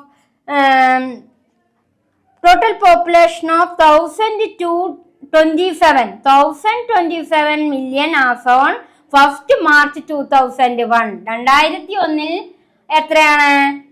1027 million peoples ആണ് നഗരമേഖലയിൽ ഉണ്ടായിരുന്നത്. 285 million in urban area. The net addition of population in urban area during 1991-2001 has been to the tune of 58 million, whereas during the decade 1981-1991 it was 51 million. 1981-91 കാലഘട്ടത്തിൽ 61 മില്യണും എന്നാൽ 1991-2001 കാലഘട്ടത്തിൽ എത്ര million ആയിട്ടാണ് ചൂണ്ടിക്കാണിക്കുന്നത്? 285 മില്യണും. അപ്പോ 2001 മാത്രം നോക്കുമ്പോൾ അത് മാറരുത് കേട്ടോ. 2001 മാത്രം നോക്കുമ്പോൾ 1027 മില്യൺ. ഇനി നമ്മൾ രണ്ടും 1991 2001 കമ്പയർ ചെയ്ത് നോക്കുമ്പോൾ 285 മില്യൺ. എന്നാൽ 1991 കൂടി കമ്പയർ ചെയ്യുമ്പോൾ എത്രയാണ്? 51 മില്യൺ. ഇത്രയാണ് അതിന്റെ റിപ്പോർട്ട് കാണിക്കുന്നത്. അടുത്തത്, urban population have significantly increased in the post independent period. Post independent period പറഞ്ഞാൽ എന്താ? സ്വാതന്ത്ര്യം കിട്ടിയതിന് ശേഷം. പോസ്റ്റ് ഇൻഡിപെൻഡൻസ് എന്ന് പറഞ്ഞാൽ സ്വാതന്ത്ര്യം കിട്ടിയതിന് ശേഷം നഗര ജനസംഖ്യയിൽ വളരെയധികം വർധനവുണ്ടായി. For the 40 years period from 1901 to 1941, the increase of the urban population from 25.85 to 44.15 million has been quite modest compared to the 52.44 million of the next decade. എന്താ ഇവിടെ പറയുന്നത്? സ്വാതന്ത്ര്യം കിട്ടിയതിനു ശേഷം ആദ്യത്തെ വർഷങ്ങൾ 1901 തൊട്ട് 1941 വരെ 1901 തൊട്ട് 1941 വരെ നോക്കുമ്പോൾ 25.85 തൊട്ട് 44.15 മില്യൺ വരെയാണ് എന്തുണ്ടായിരുന്നത്?